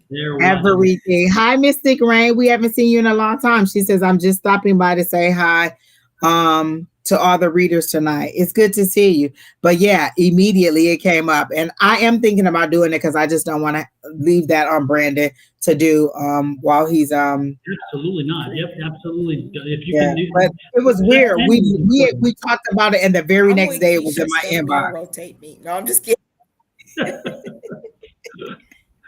Shoot. I keep saying I want to go like this. I want to be sleeping and just not wake up. I always tell the Lord, I'm not talking about none of that. Quickly in my sleep. Just take me quickly in my sleep, like boom. And she was just like from the day to the night. She went from the body to the spirit. Just boom. She's quickly in my sleep. I don't want no prolongedness, nothing. Ed says he wants to know, so he wants to like if it's an illness or whatever. No, I want to be gone. He want to know that he's dying. Like I'm about to die. He says goodbye and all. I'm like, you know what? If you didn't know it, make the most of every moment. You don't need to know it. That's all I can say. That's why you. I don't want people to be all, oh my gosh, she's declining. Just boom. I don't want to be on life support. Just let it go. Another. It's like just done. I'm good. Bye. Done and over. Just let it go. Exactly. Bring me the time clock. Well, I'm not engaging in this conversation. I'm just saying. No, to me, it's a better way. I don't want to be a problem, a burden, and I don't want everybody to have to watch me slowly. I mean, it's good for people if that's what they want. And again, Ed is like, he wants that. He wants the long, dramatic goodbye and whatever, and that's wonderful.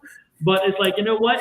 Again, exactly, of course, yeah. But it's for me, it's like, does he want to be in a mausoleum too?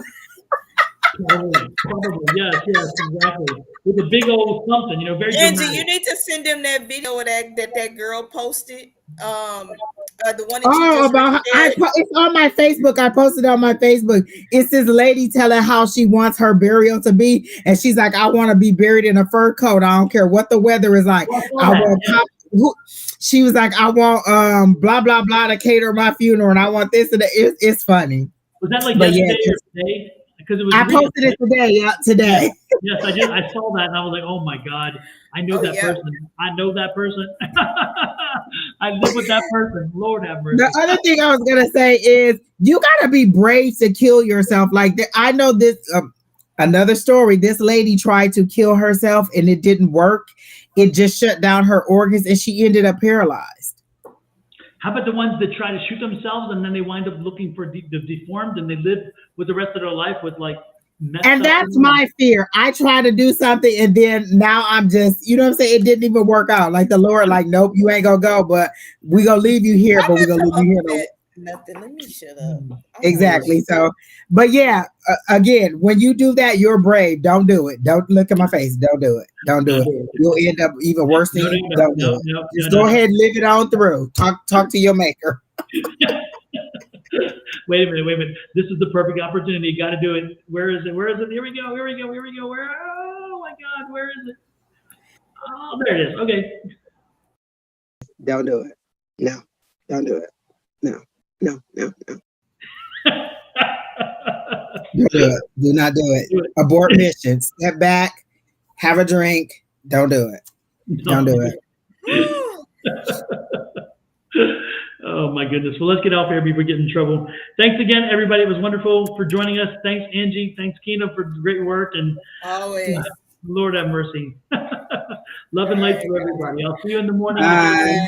If anybody dares come back.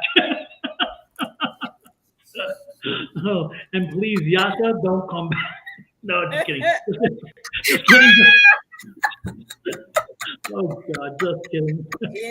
Lord, now.